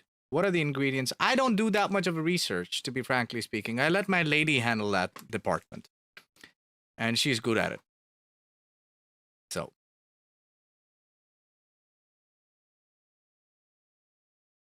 I don't remember, there used to be the times that I used to select my shit like that. But no, I really think about, I have much more other things to think about than to think about what I'm gonna put here. I mean, it's been a long time that I've really thought about it. Like, oh wow, well, yeah, I'm gonna be going out there, getting something nice with my hair. Yeah. No. Do you enjoy spicy food? Hell yes, a lot. If it is not spicy, something wrong. Very wrong. My God. I'll stick to Frank Osterman. Thank you very much. I would speak some other time, but I tend to keep this channel completely in English. So it would be nice. Nur das kann ich dir sagen, dass ich kann Deutsch sprechen. That is all what I can say for now, so that you know, just to clearly speak a little bit of a German for you. If you speak Urdu fluently, can you understand Farsi a little bit? I can understand Farsi a little bit, yes, but I can't speak it. No, Farsi is because Urdu is a kind of influence from Farsi and, of course, Arabic, so that there are elements out there. But no, I don't speak Farsi. Sorry for that. That's a tough language, but that's a beautiful language, though. That is a nice language. So is Turkish as well, but Turkish just gets too like, ooh, dude, now stop it. Shuk shukur shukur shukur chuk shuk shuk shumu shukur chukuru chukuru chup chup. Like, what the hell's going on? So, right. I have a strange question which bothers me for a long time. Where you bought your hat, try to find something similar but without results. I got my hat. I was lucky enough. I was in South Germany somewhere. I think it was, what was the name of the place? Dortmund. No, not in Dortmund.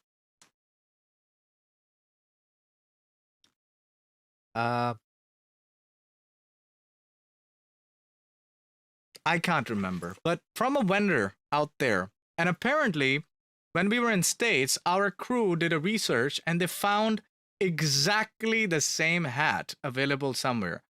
So someday, maybe I could post that link in Discord group for you guys to check it out, because people were very interested. I think the least amount of wear of the hat that I had in States tour was the one. It was the States.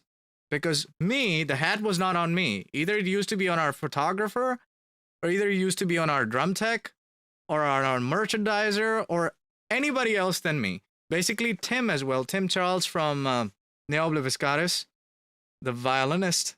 He had used that quite many times as well. I'll be really grateful for that. This hat is amazing. Thank you very much. Thank you for saying that. Yeah, I like that hat very much as well. The only thing that I hate about it, or what happened to it, was that Rolf Pilve sat on it in Greece, in Athens. And I was looking for my hat for a long time. I was like, where the heck did my hat go? Where is it? And then Rolf stood up and it was under him. So that's one of the reasons why it is not symmetric anymore. And it's just tilted and it's like really bad. I mean, I don't like it. Favorite TV shows? Mine are Breaking Bad and Walking Dead. Breaking Bad absolutely had been one of my favorite TV shows, yes. But I'm not sure about The Walking Dead. To be frankly speaking, I haven't been into Walking Dead for a long period of time. I have seen it for a little while. Then I left it. It was just getting too boring, too repetitive, and too blah, blah, blah. Big fan of Vikings, had been. Just finished it recently. Big fan of Dexter. My all-time favorite, Dexter.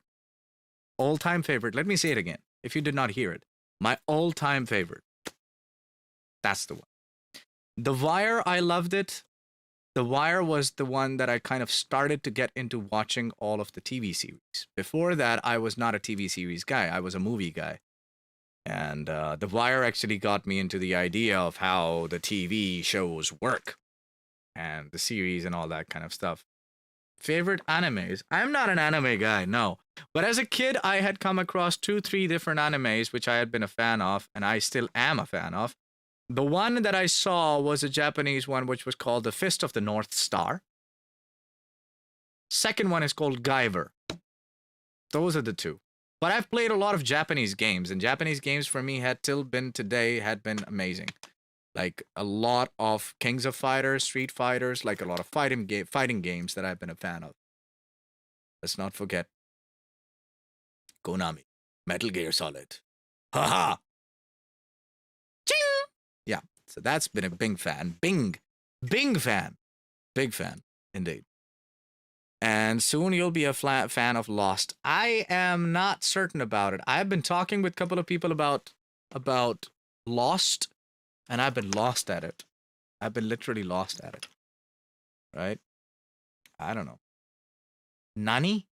Who is Nani? Nani means grandma in my language. You're a maternal grandma. I don't know. I really don't know. And besides that, one of the things I just checked out my notes.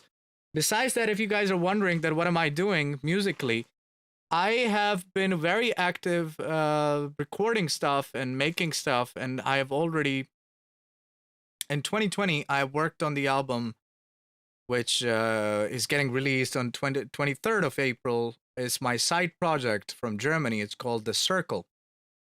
And we have actually released already 3 singles that are out there that you guys are able to find. The band is called The Circle.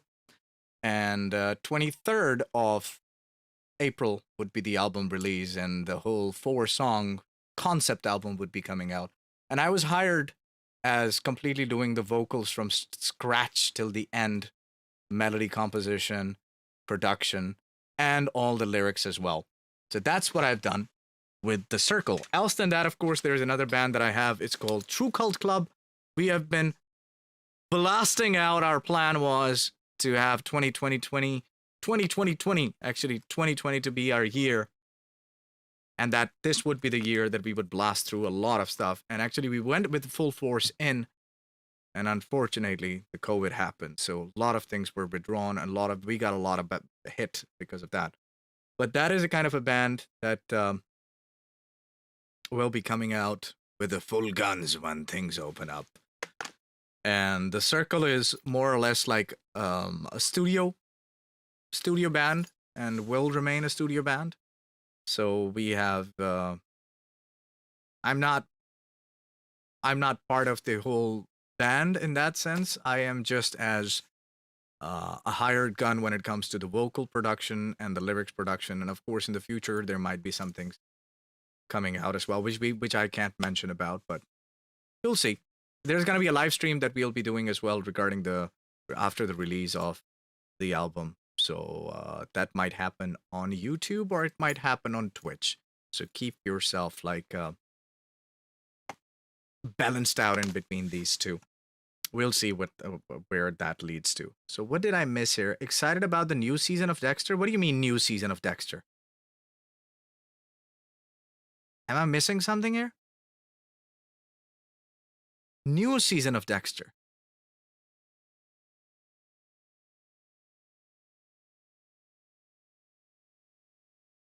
I mean, it did end weirdly. Now, I'm not gonna put any spoilers here, so I definitely don't wanna ruin anybody else's experience if they haven't seen Dexter. But if you're into psychology, and if you have studied psychology, or if you are interested in psychology, Dexter would definitely be something for you to watch. Definitely. I would like to cook for the band one time. I'm a cook. Sorry for before. Forgot the F. What about Sherlock? What? So you're a cook and you would like to cook for the band sometimes. That would be great. I'm a chef too, so it would be nice to try out some of your dishes. That'd be excellent. Definitely.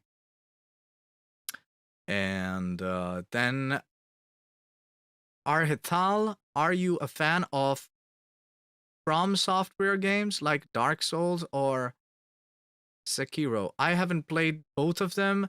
I have seen a little bit of Dark Souls. I'm not sure that if I'm a fan of it because I haven't played it. I can't say for sure, but would be definitely interesting for me to try it out. Definitely would be cool. Indeed. Beast in Black made the song inspired by the Fist of the North Star. Yes, that's what actually, when I did the live chat with the legendary Yanis, then we talked about that as well, and he mentioned to me that Anton had written a song inspired by Fist of the North Star. I didn't know that. So that's what I do as well, people. I forgot to mention about that this coming Thursday on my YouTube channel at 10 p.m. EEST, I would have Andy Gillian of Mars Principium Est, and the solo artist, the video game composer, would be in the YouTube channel for chats as well. So do not miss that one too. Do stop by. That would be great. And he is a legend for doing this, because he would have to wake up at 4 a.m. to get ready for the stream to start at 5 a.m. his time, because he is in Melbourne and I'm in Finland. So that's hats off to him for doing this. Let's give a little heat for you. What's the latest favorite Wintersun song? They all are awesome, of course. Yeah, I mean, they all are. XS01, thanks for the question, but oh man, it's a tough one. It's a tough one. I think Sons of Winter and Stars had always been my favorite song. Will be. Time is one of my other favorite songs. Death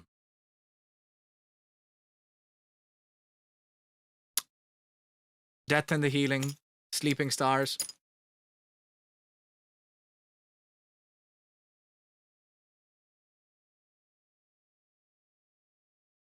All have different elements. You got me there. I don't know. All have different elements. And being in a band to have a favorite song, that is really a hard thing to say, you know, because when you have played all the songs as well, you're at the verge of like what to do, what not to do. So it becomes difficult. And Toy Diet has said, what about Deadwood?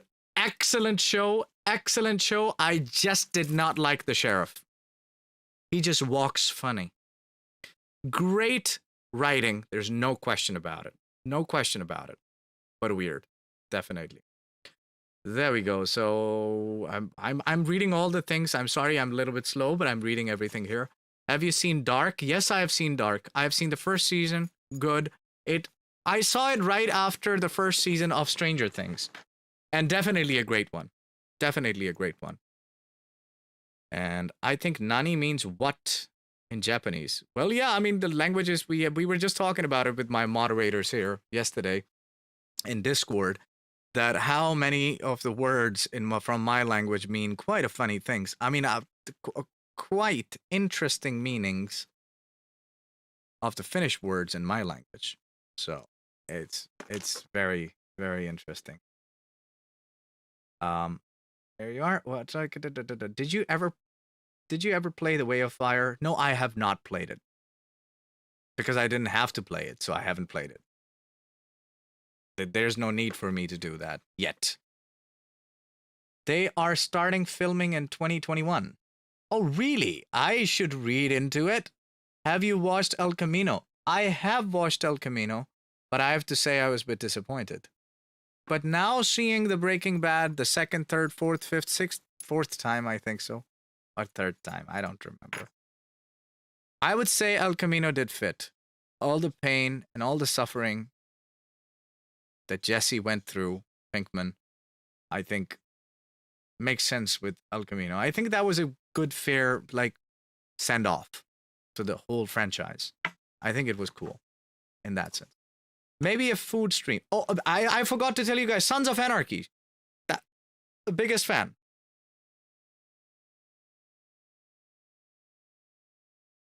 Forgot about Sons of Anarchy. How could I forget that? How could I forget that? Sons of Anarchy. There's no question about it. The best ending of a show ever. Ever. Hands down. Ever. Ever. Hands down. Okay. Now let me read the other questions. Have you watched Lord of the Rings? Big fan. I've never watched it, and whenever I tell someone that I've never watched it, they look at me like this.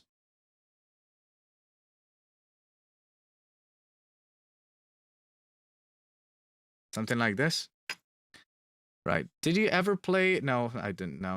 Okay. The next Dexter series will consist of just 10 episodes and will take place 10 years after the events of season 8. Interesting. Interesting. That is where the sun would have a lot to do as well. Interesting. Now I'm looking at your message like everyone should see them at least once. Yeah, at least once. Yes, indeed. But you don't have to become a fan. It's the same way of the Game of Thrones as well, right? Like, that, like, you know. Yeah. Oh, I just read quickly. Syndicated said like my least favorite songs.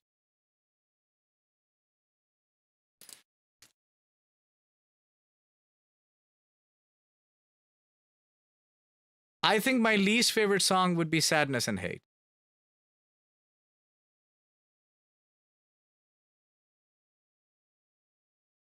Yeah.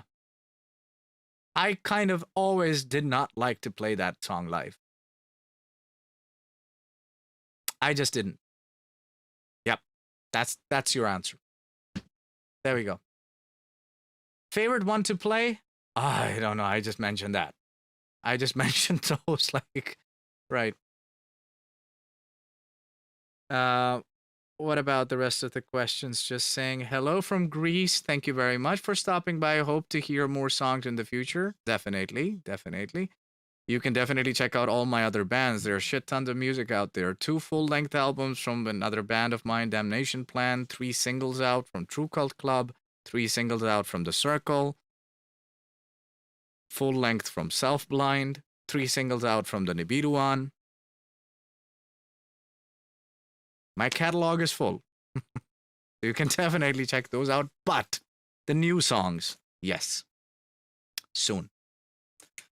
Right. Metal Gear series is just one of the best ones out there, except Metal Gear Survive. I have no idea about the Survive, but I know that after 1 and 2, I have played Phantom, and I still own it. I need to start playing that one. Damn it! I need to start it. That would be great. That would be great.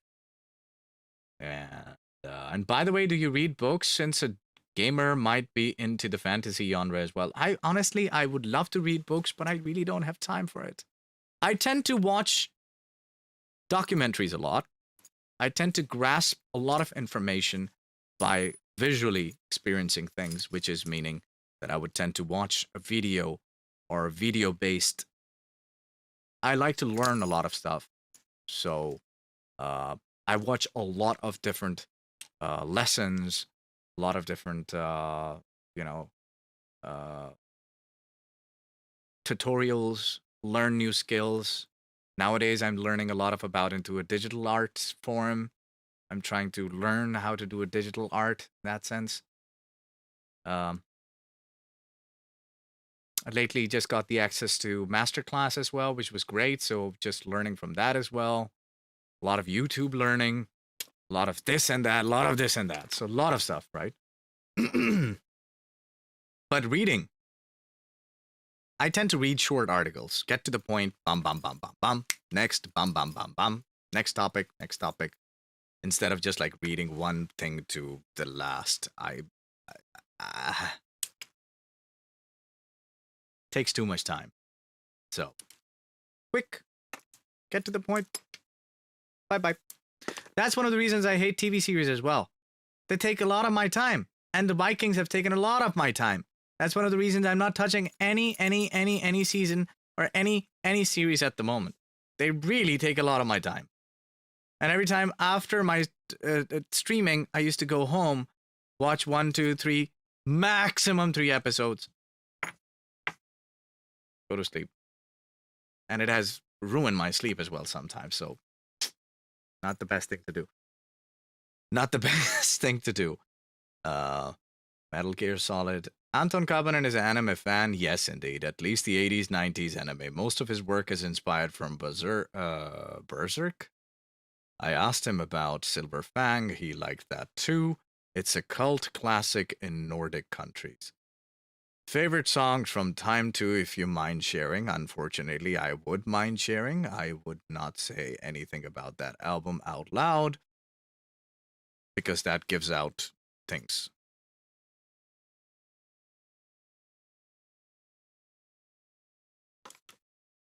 But once you will hear the material, you'll like all of them. Let's put it that way.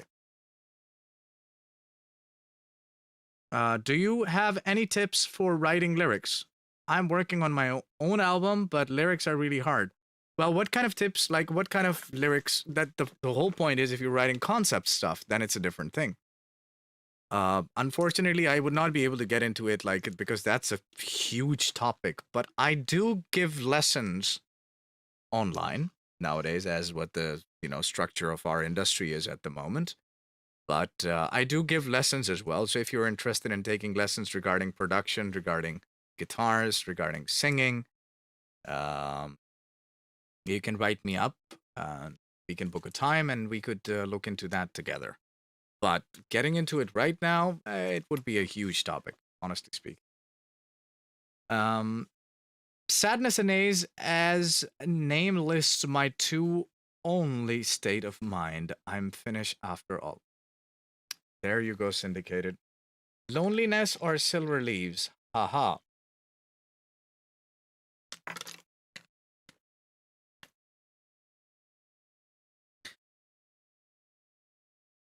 I'd vote for silver leaves. I had a discussion with Yari about that too. I would vote for silver leaves. I have to get it out there so that as that question is asked, that's my answer. But as I said, all the songs are great. All the songs are great. You gotta when the material will be out, when you guys would be able to hear it, you'll see and hear how it is. Hardest Wintersun song, part of a song for you to learn, and why? I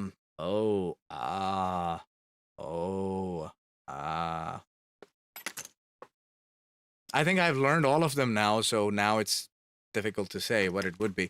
But I think I would say that the most time it took to learn a song. Hardest song to play live is definitely the new song. It still is one heck of a piece of music to play live. You definitely... It's definitely one heck of a song to play live. It's not easy. It's... No. You're like, struggle. Yes. That'd be the difficult one. Learning part, I would say, technique-wise,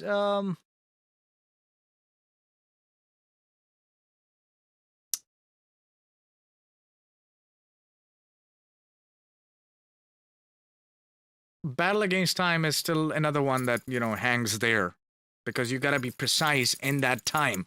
If you lose the track with the beat, you are done. Like, tack, tack, tack, tack, tack, tack, tack, tack. You gotta be there. You gotta be there. Battle Against Time could be one of them, yeah. How is the COVID situation in Finland at the moment? Here in Greece, we have lockdown and curfew at 9 o'clock since November. Situation is getting bad. And, sorry for that. My throat is getting dry. I'm speaking consistently for 2 hours. That is something. I'd love to hear your take on the Winter's Madness solo. It's the most fantastic solo out there ever. It has everything in it. It has literally everything. All different kind of techniques. Everything. Absolute. It's fantastic. That's my take. Would you stay in Wintersun if Yari would drastically change the genre like djent or metalcore? Why wouldn't I?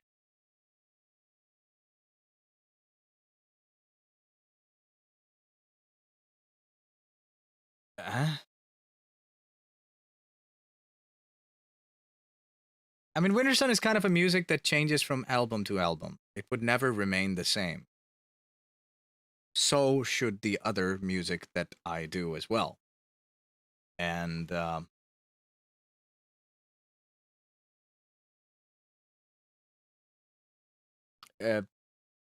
it's how you do it.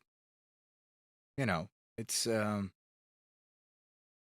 I mean, if you listen to my, you should know by now, syndicated, that I do a lot of different styles of music. So I would be totally fine with anything. I mean, I do pop. I do synthwave, as you've heard, with True Cult Club. And yet again, pretty aggressive stuff as well, with all the other bands. So I wouldn't mind whichever direction is Wintersun going to, because as long as the material is good and the material is awesome, that's all what it takes. Do you like Flying Whales by Gojira? Gojira had been one of my favorite bands of all times. Yes, so I like their lot of stuff. Lot of stuff. Some of the stuff which is just like meh, but a lot of stuff, indeed. Always wondered what is your vocal type? I don't know. I have many different styles. I have no idea where to put myself in. You should listen to the material and judge it yourself. That'd be the best thing to do.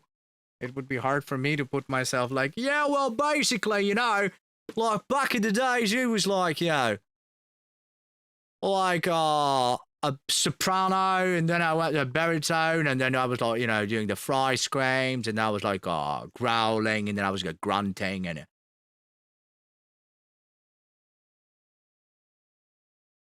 my definitely style of singing changes a lot. It really changes a lot. Definition is there in my vocal approach, which is consistent, but then the style would be different from a band to a band to a project, or then to an album to an album. I might sound different in one album, I might sound different in another one, or then I might just sound same, but with a different approach. So with Damnation, you would be able to hear difference in it between the first album and then the second album as well, very clearly out there. And then you would hear complete different change in the Circles album that we have released, or releasing, sorry. We have released 3 singles. And you would hear the difference then in the True Cult Club stuff, which is different also.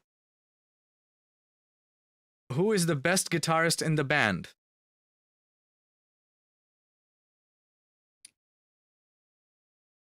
Which band?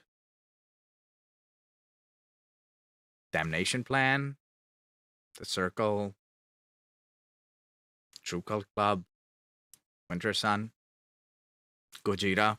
Metallica? Nightwish? Do you have a Mukki? I wish I had that much money that I could buy a Mukki. So unfortunately, no, I don't have a Mukki. But I do have friends who do have Mukki because of they have family, inheritance, meaning that there's a family Mukki in that sense. So my personal Mukki, no.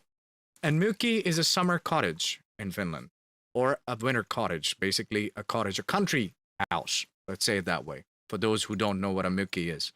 So that is what it means. Alexei is saying Wintersun. Well, I don't know who is the better guitar player. I'm sorry, I'm not the one to be able to answer that. I still consider how Jari plays. Jari has a great sense of making melodies, and Jari has a great sense of. Everybody has a stronger technique that the other doesn't have, and the others have, and you lack. There are things Jari is good at, which I am not good at. There are things which Teemu is great at, I am not good at, and vice versa. So, stepping on each other's toes is not what we are after, or I'm after at least. There's no ego war that, hey, I'm better guitar player than you. Oh, what? Get out of that. It would be better to get out of the childish approach. In that sense, that who is better? Everybody is good. Everybody has a certain technique. Look at Angus Young. I mean, he is a phenomenal. Malcolm Young was the best rhythm guitar player of all times. You can't do that thing which he did. That technique, that right hand that he had, strong ass. Hell yeah. So all these things, they matter in that sense. I think that it's not cool to compete yourself within a band, or ever. It keeps you on the ground if you think highly of the other person, because then you keep on following. You don't get stuck in that same old fashion that, wait a minute, that's it, I've made it, I'm done, I'm good, I'm better. No, you push yourself forward to learn from each other, back and forth, to develop that skill set, So it's very important in that sense. Well, Yari has the advantage of having 12-inch fingers. Oh my god. These guys. Right. At the level of Wintersun, everybody is brilliant. Thank you for saying that. There are many bands out there which are extremely talented out there as well. There are many young guitar players who are extremely talented out there. But then there are guitar players who are freaking bedroom geniuses. If you read between the lines, you would very much know what I'm saying here. So, being a bedroom guitar player and being a touring artist is a complete different ballgame. So, or Instagram guitar player is another. Yeah. Top of the evening, Asim. What's all your all-time favorite amp guitar sound? Thank you very much for coming and asking such a question. I am not a guitar amp guy. I haven't owned an amp since about 10 years now. Easily 11 years. Easily, yeah. I have not owned an amp, nor that I'm willing to do it. I'm all about digital. And I am a big advocate of neural DSP plugins. And I am honored to be endorsed by Neural DSP and being the Neural DSP artist. And that is the company that is doing a tremendous job. Tremendous. And you don't get anything better than that. And you should definitely go check those out. And if you haven't tried them, you have 14-day free trials to get them and try them out. They have done an excellent job with Soldano amp.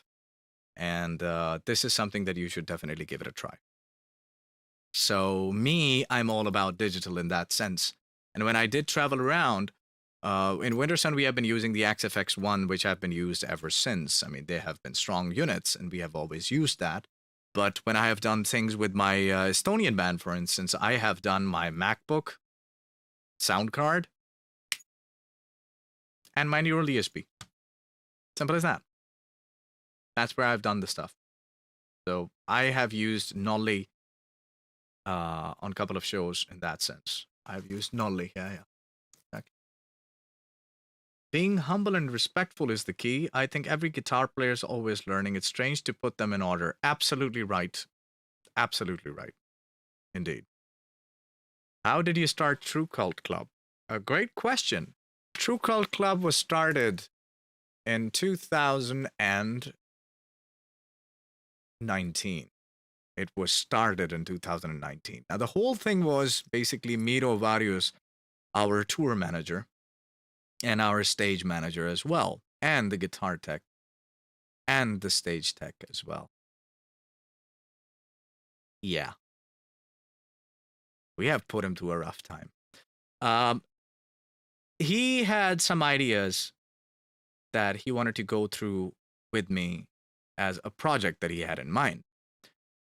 And when he showed me the project in 2019, I was having an acoustic show because I did a lot of troubadour shows back in the days when back in the days, you know.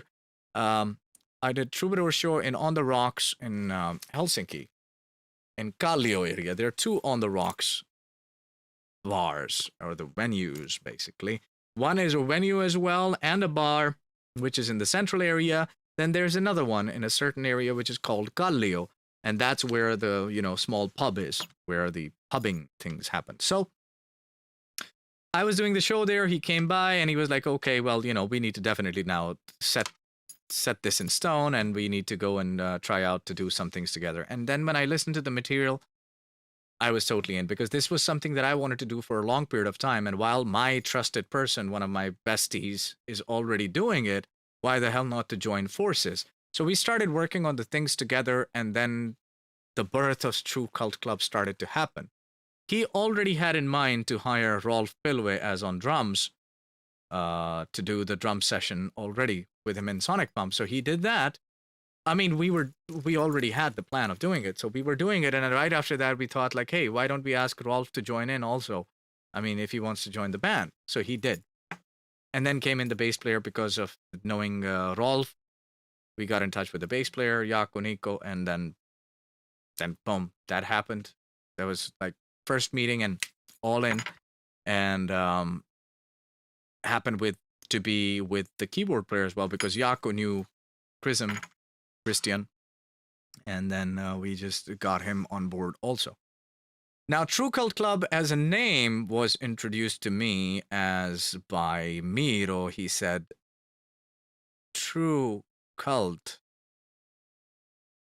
True Club Cult. And he wanted to name it for the album. And I said, no. True Cult Club. Or it went somewhere, something like that. I can't recall now exactly. I think Miro needs to tell like what exactly happened. But I remember I said, no, this is a band's name. That's it. So this is how we got to the point of making the band's name True Cult Club. And that's how it was formed. And the rest is history. All experiments. All consciously thought decisions regarding that band. Everything that we have done absolutely consciously. To provoke people, to poke people, to make everybody get out of the comfort zone of that same based stuff every time you hear from the metal musicians. So we changed the whole route around. Anyways, do you think the age of the Guitar Hero has been and gone? Are you concerned that the popular music industry is more and more moving samples instead of actual musicians? It will never die. There are always great guitar players that are coming up today as well. I mean, today is the day that there are more better guitar players than there were in 60s. The competition is too hard because everybody is goddamn great guitar player today. Everybody is in their bedrooms in their pajamas and like shredding their ass off. So the competition is great. But then again, are they tour capable? Are they tour worthy? That's a different question. So the age of Guitar Hero, no. It's just the platform has changed. Now the Guitar Heroes are the ones that you get out of Instagram or you get out of YouTube. Or maybe in the future from TikTok. So that's where the platform has changed, you know. Twitch is something which I really still appreciate about because people are doing it live. They are showcasing you how the thing is being done. You're live there. You're not fucking things around. You know, you do it, you play it. If you suck, you suck. Like I suck many times on the Twitch. Very much. But you're doing it live. You're doing it. That's where you're showcasing your skill and your capabilities. So definitely go to Twitch. If you're not on Twitch, don't be afraid. It's just like YouTube. You get to see people do stuff live. And you're able to see a lot of great musicians out there as well. So show them some love. That's all what we need. Right. What is the next question? Thanks. Yeah, I'm familiar with Neural DSP. Should also try them live. Definitely should do that. What happens if the computer crashes while you play on stage? Don't use the computer that crashes, my friend. That's a question you're asking me. What if the amp blows up when you're playing live? What then? See what I did there? Anything can happen live. Your guitar can break. Your jack would stop working. What then?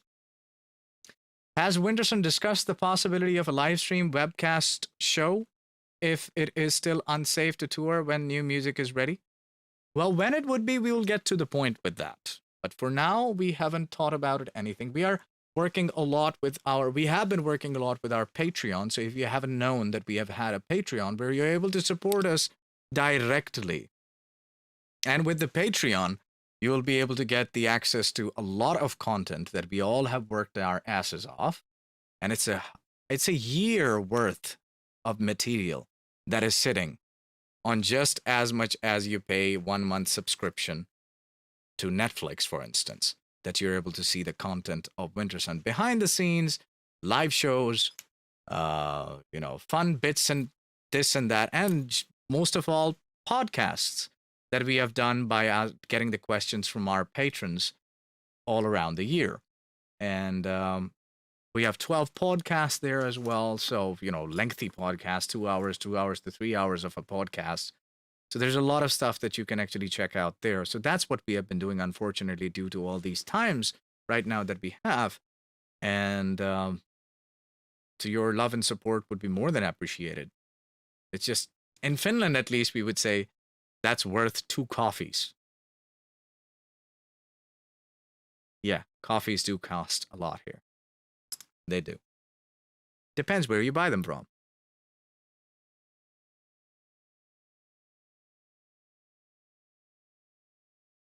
All right.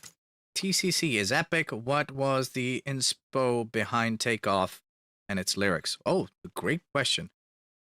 I started off with the point that actually when I heard the song, it reminded me of Top Gun for some reason. And I felt like, as if I'm flying to some place. And my idea behind the whole lyrical approach, lyrics are written by me and Miro together, but the ideas have always come from my side till so far. There's some songs where it just comes out, the idea just pops out, and we both, Miro and I, are agreed upon it immediately, and we are like, hey, this could work out, right? So the Takeoff was more about having a tough time in life when you feel that you're alone and there's nobody out there. So you gotta believe in yourself in that sense, that there are people out there that love you and would take you to a certain flight in life that you have never expected. And you would be definitely be loved, cherished by someone out there.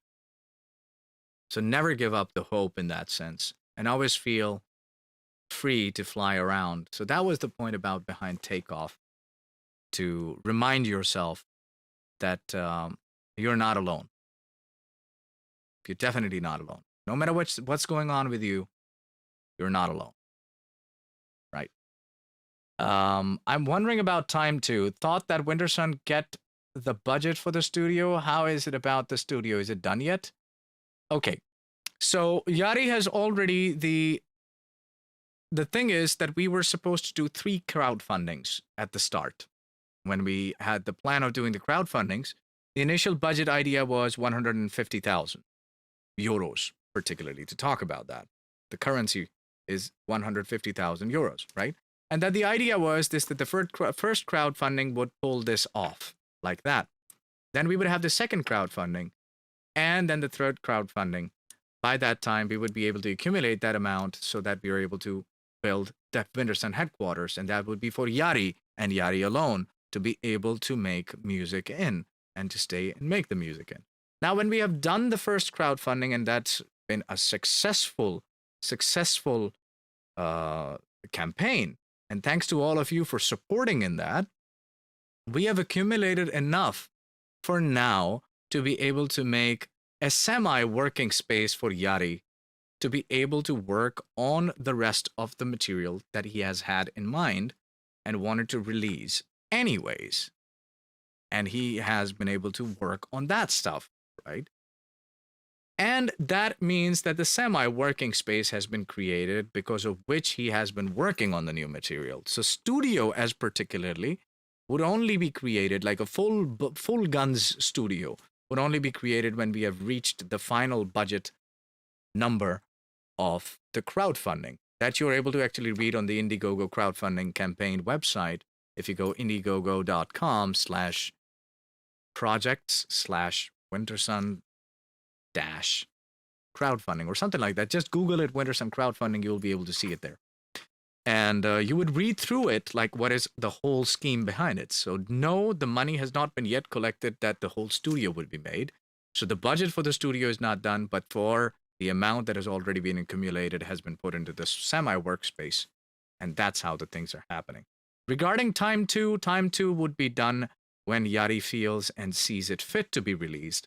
And that would be all up in Jari's sleeves in that sense to do that. So there's no pressure to be given in that sense that, oh, well, the first crowdfunding was successful, so how about Time 2 now? Well, he said it out loud earlier. that no promises to be given, no promises to be made, because he has learned the hard way that he cannot work under pressure. And this is something that people need to understand. Like, I'm sorry, but like, I don't have any say in the creative part of Wintersun's music, right? And I don't pressure him for time to as well, being in the band as well. As much as I've loved the band, as much as I've been the fan of the band, and being part of the band for the past 4 years, I haven't pressured him for time too. And the reason behind is that he is not capable of working under pressure. So why the world does not understand this and let the guy be, to not pressure him every time that he turns his head and a time to fucking question pops in his head. Every time he turns right, a time to question pops in his head. Like, what? Why? I mean, he will release it. I'm certain about it. But when it's done. You know, some people take a lot of time to create something. Some people take no time to create something. But those are two different people. You can't put, let's say, you can't put Einstein to be doing something which Trump did. Or you can't be doing what Trump did to put in Einstein. Two different people, two different values, two different things. Or let's say what Messi is able to do in football, Ronaldo is able to do differently. What Ronaldo is able to do, Messi is able to do differently. What Alexi Alaiho was able to create would be created differently by Dave Mustaine, or Dave Mustaine and vice versa, and so on. So it's a different, clear, it's a different clarity in that sense. I think we all should understand that and all should respect that. I don't understand why there's so much of hate with that. Nobody is owed an album, and nobody is owed the music. Nobody is paid Wintersun to create something. And we haven't asked anybody any money to create. Give us this money so we give you the music. No. The band doesn't owe anybody anything at the moment, but that doesn't mean that the music would not come out. Of course, is the reason, because of you all fans, we are there and the music is being created. So it's very important that, to have your support as well, and to have a little bit of good feel to, carry on. And we are all living through hard times at the moment as well, right? I mean, look at me. I've been doing live streams for a long period of times. I do live streams. I have two other bands. There are actually two bands that I'm working on the music with.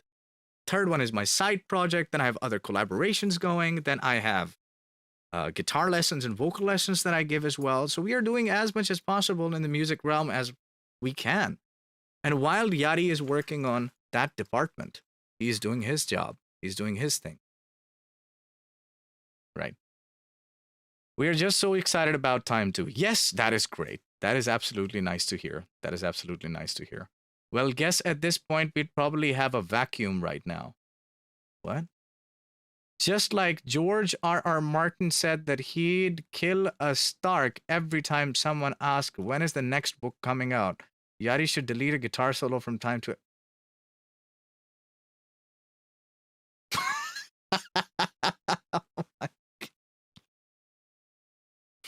Oh my God.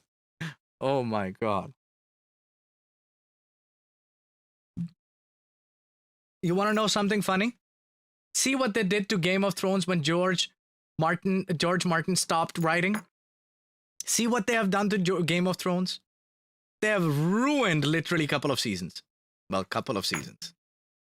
They have literally ruined a lot of scripts. That really did not sound like George R.R. Martin.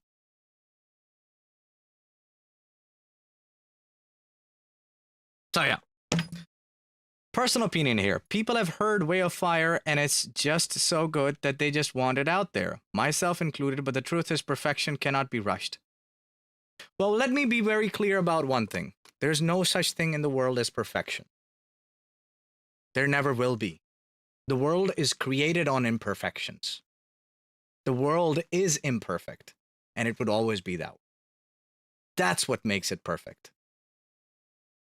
So to run after perfection, whoever wants to claim it, forget about it. It's about your personal taste. It's about your personal opinion, your personal satisfaction.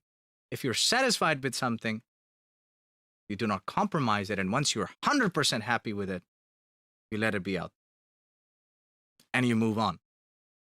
So you can stand behind it someday and say like, yeah, it's cool, great, did it. That's the way I exactly 100% wanted it. Some people have a different approach to it. Some people have a different approach to it. I have a different approach to it. So imperfections are what make things perfect. So whatever is satisfactory and however you get satisfied and however you're able to achieve that goal of yours. And once you do that, and then you release it out there, then you're like, hey, you know, you wouldn't have any doubts or anything to say to anybody if somebody comes and says, well, you know, in my opinion and this and that. I'm like, hey, that's the way I wanted to do it. I'm happy with it.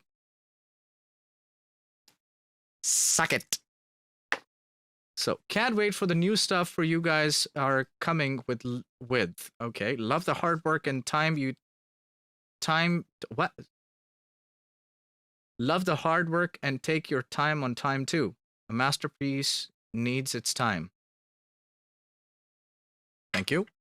Thank you. I have nothing to do with time too, to be very clear, guys. I mean, like, I have to say this out loud for now to anybody and everybody, at least people who are watching this video right now and would be watching later, that I have nothing to do with time too. I have not recorded it. I haven't been part of it. So the funny story is this, that I was asked to be part of the choir in Time albums, but unfortunately I could not be part of it. And because I was busy with the business with my family, I was asked. But in Time 1 release, in the album, if you turn it around, the hard copy, you would be able to see my name there for thankses. That was cool. That was nice. Of Wintersun, because we, as my family has helped Wintersun with the element of the leather garments that we wear, particularly. That's been nice. And now, I think we are coming to the end of the stream, ladies and gentlemen. I have to literally thank you all very much for it.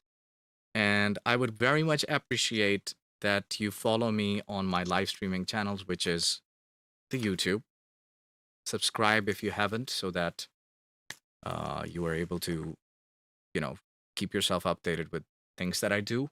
Anyways, join Discord. That's where we do a lot of shenanigans. You would be able to have a direct connection with me to talk. I have a certain chat room for my subscribers on Twitch. Twitch is my other streaming platform. So if you have subscribed to my Twitch, you would have even more direct connection to me. Definitely join Wintersun's Patreon if you want to support the band directly. And you're able to check out all my links in the tap link comment, in the tap link below in the description. So definitely check that out. That's where all my updates would happen regarding the new material coming out, new stuff happening, and so on and so on.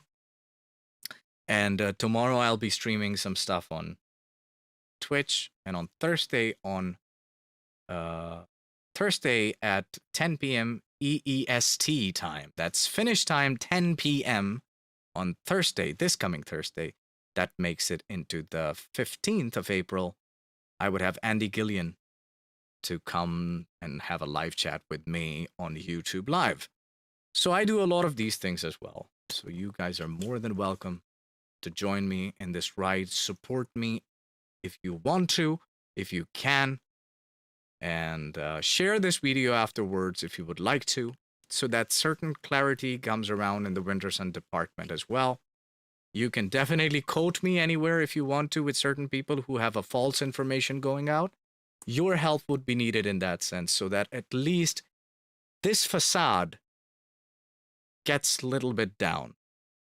Like, people need to know this side of the story as well, right? So it would be nice. And thank you very much, Ryan Blue. Oh, you were here as well. Ryan Blue, ladies and gentlemen, he had been a great supporter of Wintersun for a long period of time. And thanks for coming by in the chat, man. Much appreciated. Much appreciated. And Janne, once again, happy anniversary and keep up the good work. Thank you so very much. Much appreciated. A lot of love, all of you guys. Thank you. I wish you a great evening. Take care of yourself. Sleep tight. Wake up tight. And everything will be all right. We will see us tomorrow on Twitch, on Thursday, on YouTube. Ciao.